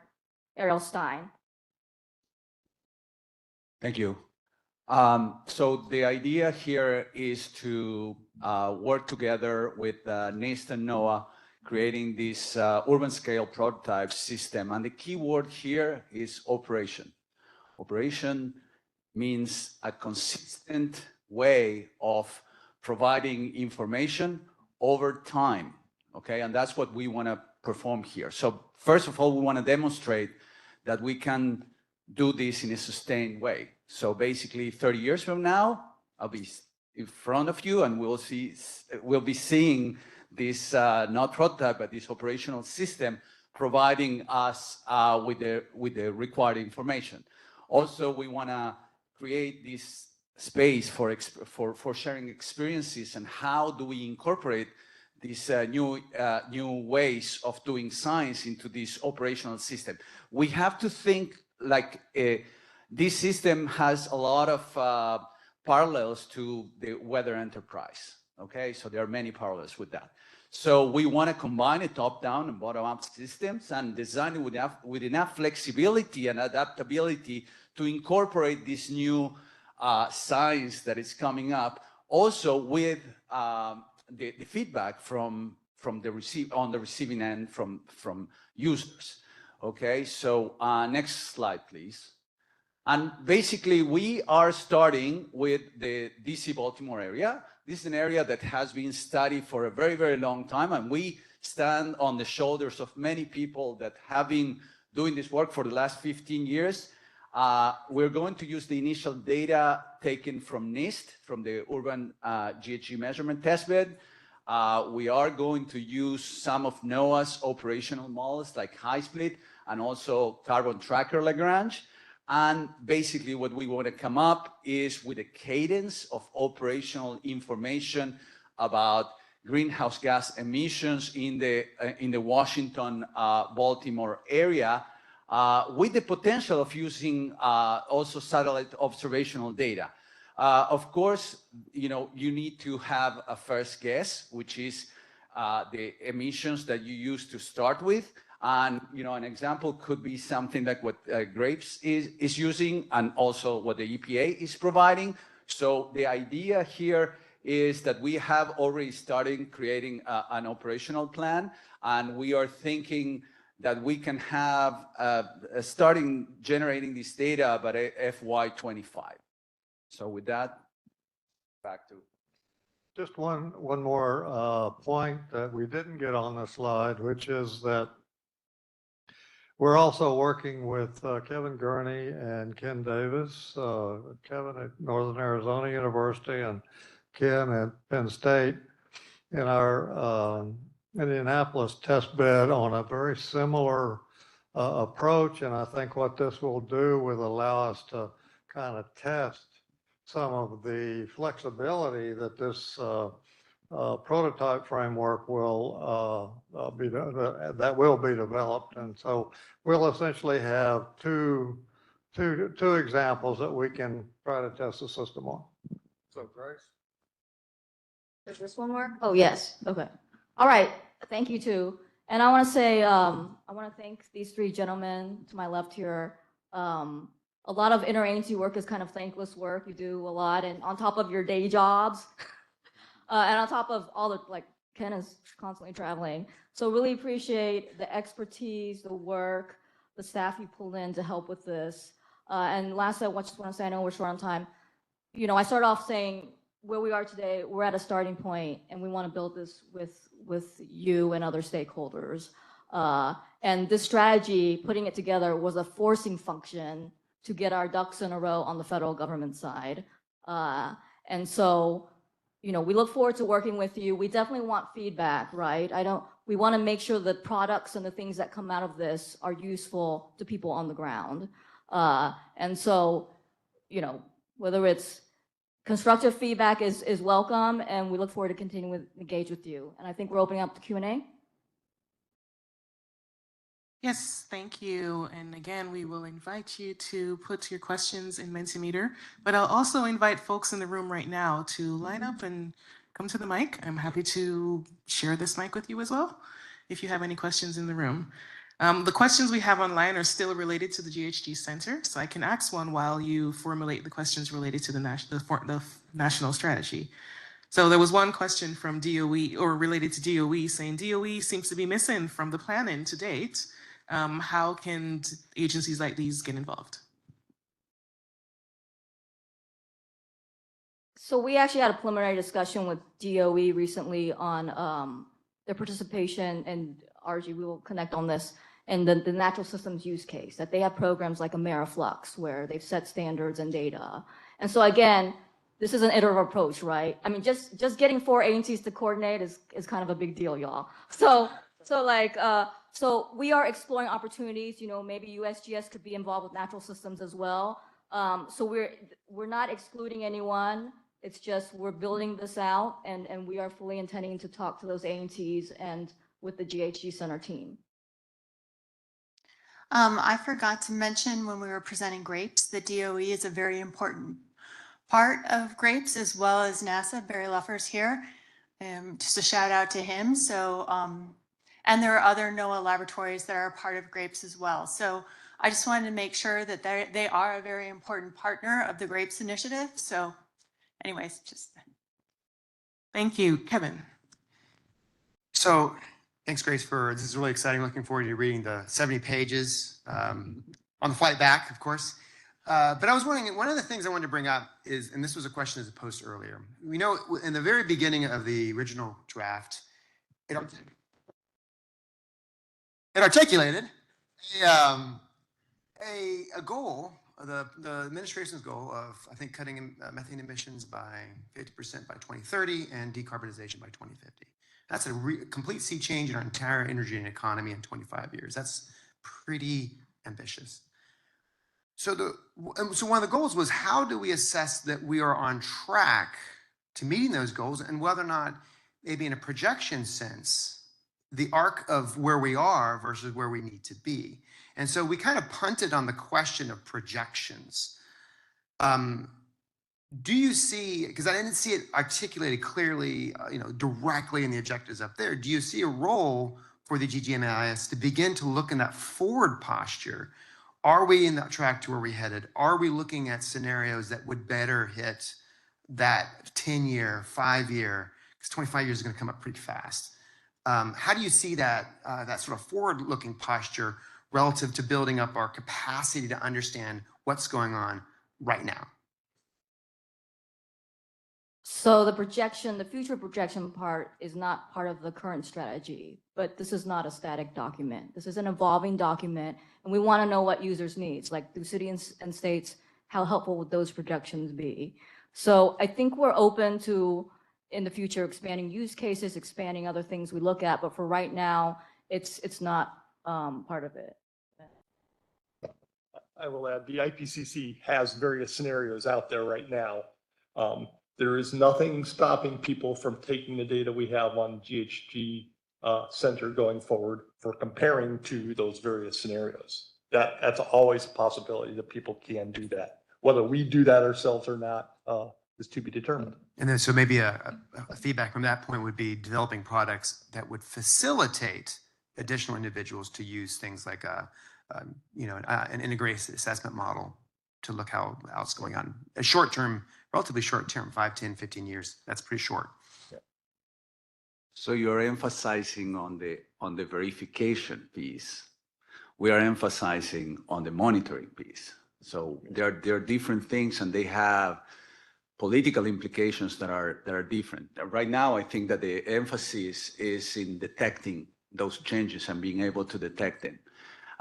The path that we take as a society in terms of what are the solutions that we give to this problem, I think that they are in a different realm. But I agree with you that we should provide some kind of path forward in terms of, okay, these are the possible scenarios, but that will require probably the incorporation of, economists and it's a bigger endeavor than just going out there and measuring and monitoring this. Okay. Absolutely.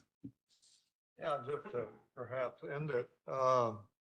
I think one thing we've heard today that there's a lot of data we don't have. There's a lot of measurements we don't have. I think that, at least Grace may correct me here, but the focus of this activity mostly has been on what can the United States do to get its house in order on this particular topic, and in particular provide, if it were, an exemplar of how to do it and how effective it might be. And so your question about, well, how do we know whether or not we're on track to get to 2030 or 2050 or whatever that target might be, I think is clouded to some degree with what we don't know. So I think we need to improve what we know, and we need to do that with a very clear scientific basis and an emphasis on accuracy. Okay, we have one question from the virtual space, and then we'll do one more in the room, and then we will close the session. So the federal effort needs to make affirmative steps to include state and local government stakeholders. How do you propose to do this?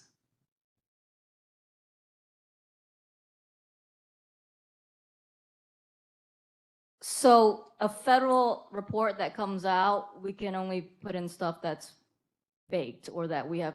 So that is an outstanding question that we haven't quite figured out yet.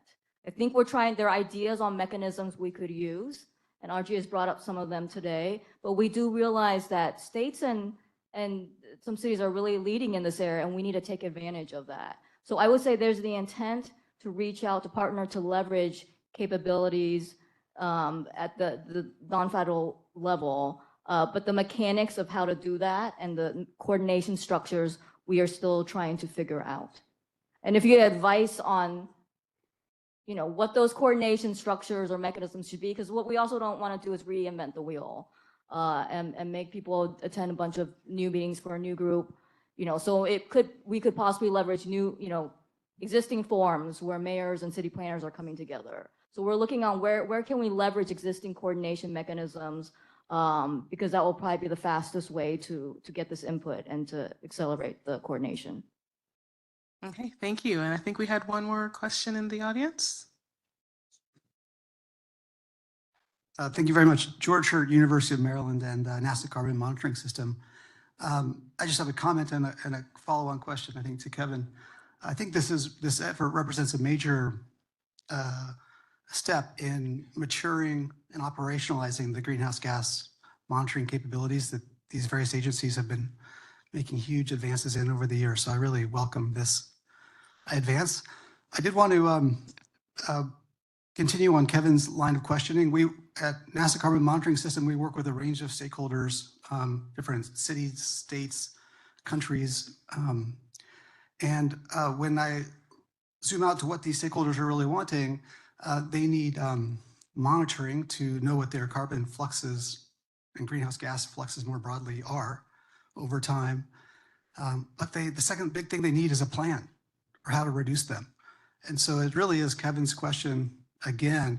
It's not verification per se, it's actually planning. Like, how are we going to actually get from what our emissions are right now to net zero by a certain date and actual zero by a different date? What combination strategies are we going to use? And it's not exactly only economists, it is this bigger set of people, because we need to know how our natural sources and sinks might vary under climate change because we can't assume a static climate probably. So it really maybe is a sequel to this activity. It's not a distinct activity. It's not a different group that should be doing it. It should be linked to this effort because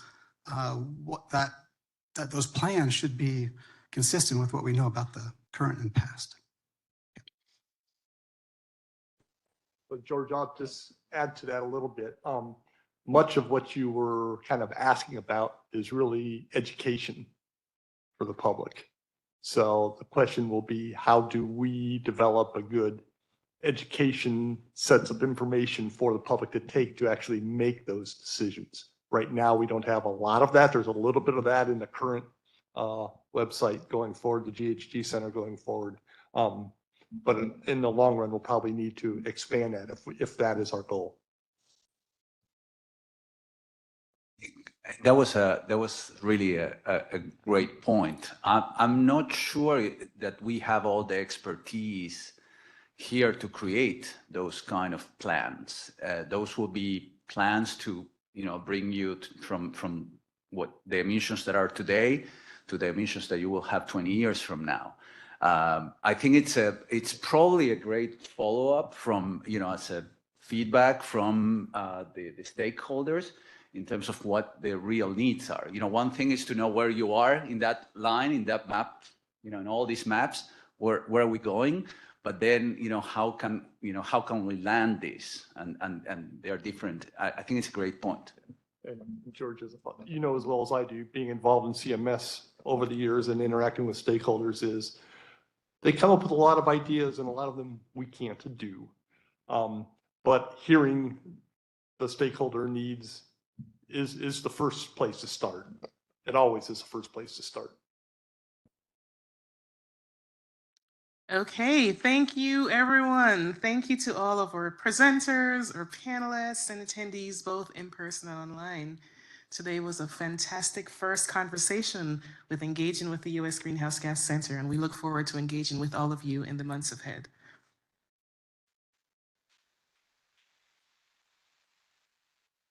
Now, I just wanted to remind you that this was our initial early feedback with you, our first engagement. This was invitation only, and it's a quick reminder to refrain from publicizing our portal until our official announcement, which releases during COP December 4th. We have a poll on Mentimeter as well that we will like for you to continue to provide us feedback with.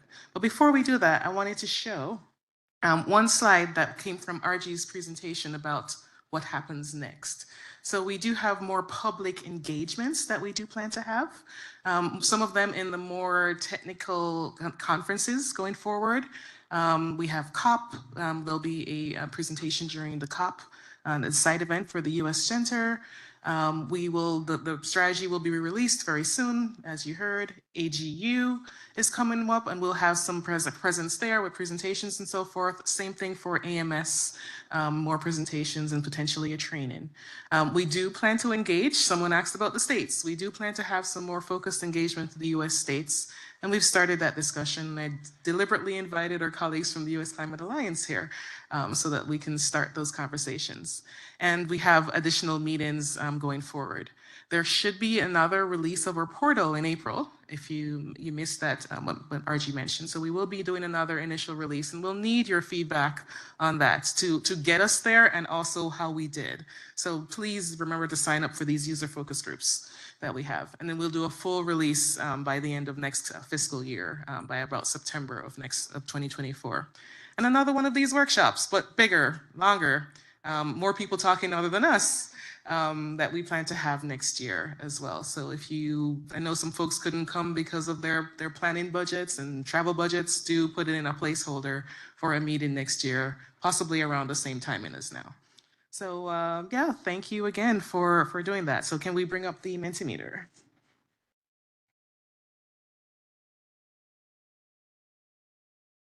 Okay, so from the folks in the room, which one of these focus areas interested you?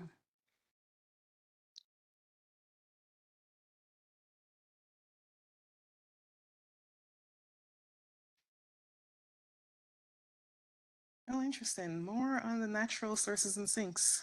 Okay.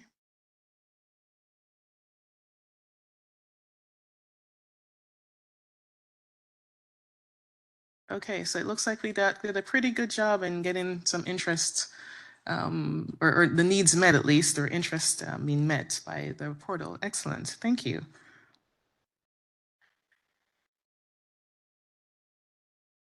I guess we can scroll to the next question. Those who haven't answered yes, please continue to put it in. So based on what you've seen today, do you anticipate using the center portal in your work? And yeah, it'd be nice to see, yeah. And the good thing, the reason we wanted to know this is we want to know how can we make this portal better. So there's a comment section in the Q&A, and we also have the website. There's the contact us, and there's forums, and then there's these focus groups. We want to know how can we do better. If we can't help you in your work right now, what can we do to help you in your work? So please do provide us with that feedback. Okay, and for the final one, so how interested are you in the following potential capabilities for the U.S. Greenhouse Gas Center portal? Again, we're looking into new enhancements coming up for the next beta release in the spring and again in the fall. So we need to make some prioritization decisions and some discussion with you about what kind of things you want to see there.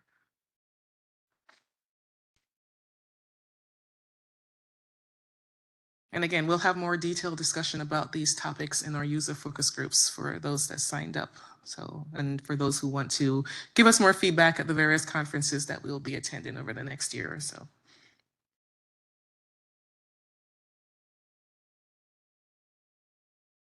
And finally, how interested are you in in-depth training in the data sets for the following, the three focus areas that you learned about today? I know we had some interest from our training teams, at least at NASA, and there are others in the other agencies that were just looking to see what do people want to hear about? What should we provide via the services that we currently have? How can we leverage the existing trainings that are there? Okay, so focus area 2 looks like there are more training needs necessary. Great, thank you. And now this one will be, I think this is the final question. Yeah, so this one's open for you to write comments. You'll probably have to write comments in the